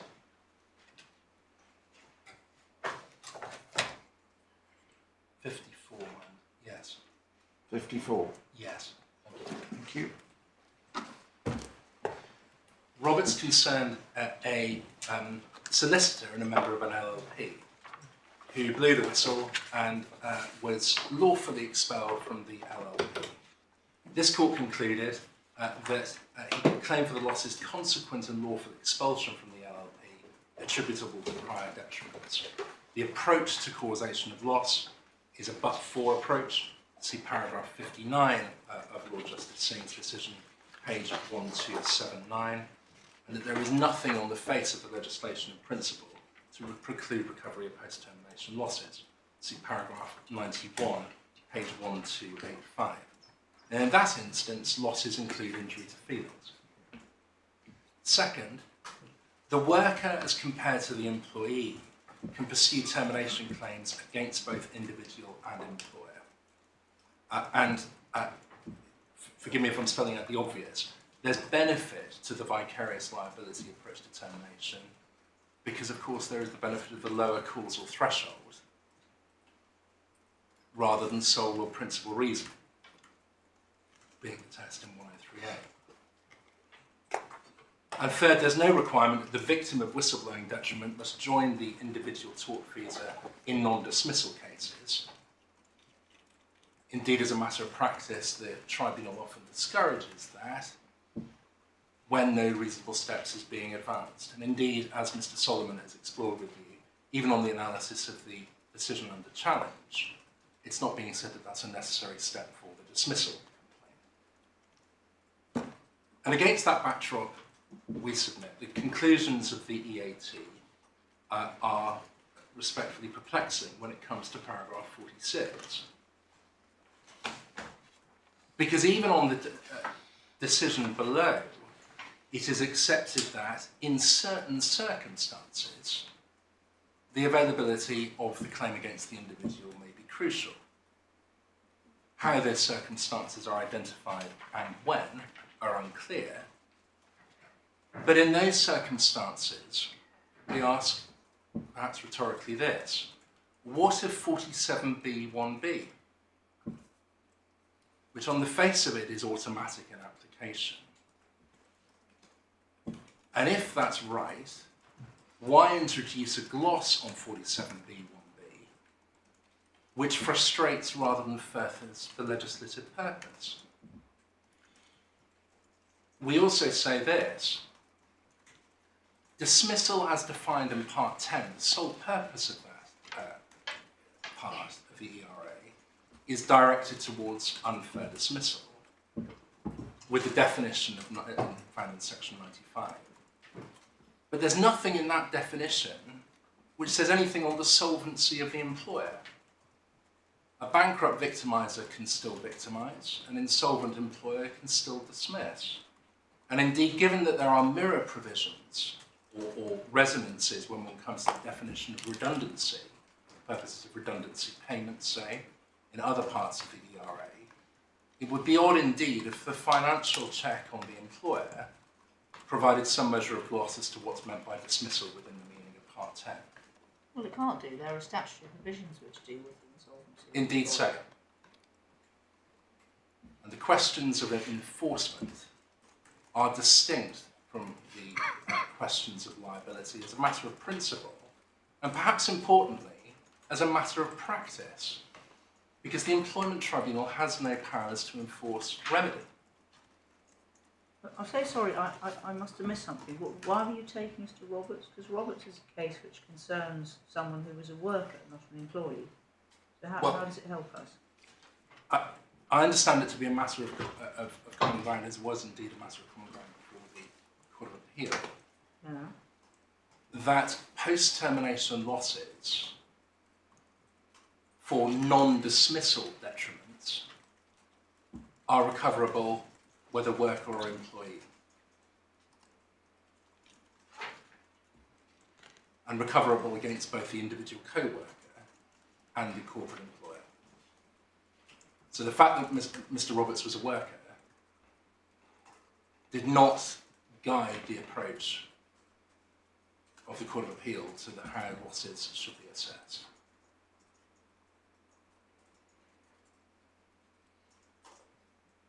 Yes, but the decision, if we went back on this ratio business, the decision is only a decision about the loss that can be recovered by a worker, because the person in that case was a worker. Well, I would be respectfully surprised if it were being suggested that there was greater scope for coverage of a worker's losses than an employee's. And yes, importantly, 47B doesn't distinguish between employees and workers. 47B does not use the phrase employee. But it does distinguish between employees. 47B subsection 2 does distinguish between employees and workers. Yes, but when it comes to detriments that are not dismissal within the meaning of Part 10, worker encompasses both. So when the Court of Appeal in Roberts is dealing with worker in its broader concentric sense, that plainly includes employees as well. Mr. Milsom, a matter has come up which we need to deal with, nothing whatever to do with these appeals. So would it be inconvenient if you resumed at 1:45? Not at all, that's fine. To anybody who's involved, and I take it that you'll be able to conclude really in a few moments. Yes. Then, so that we don't undo. On my clock, I'm halfway through my half hour, and I may be shorting that. So. Good. Thank you very much.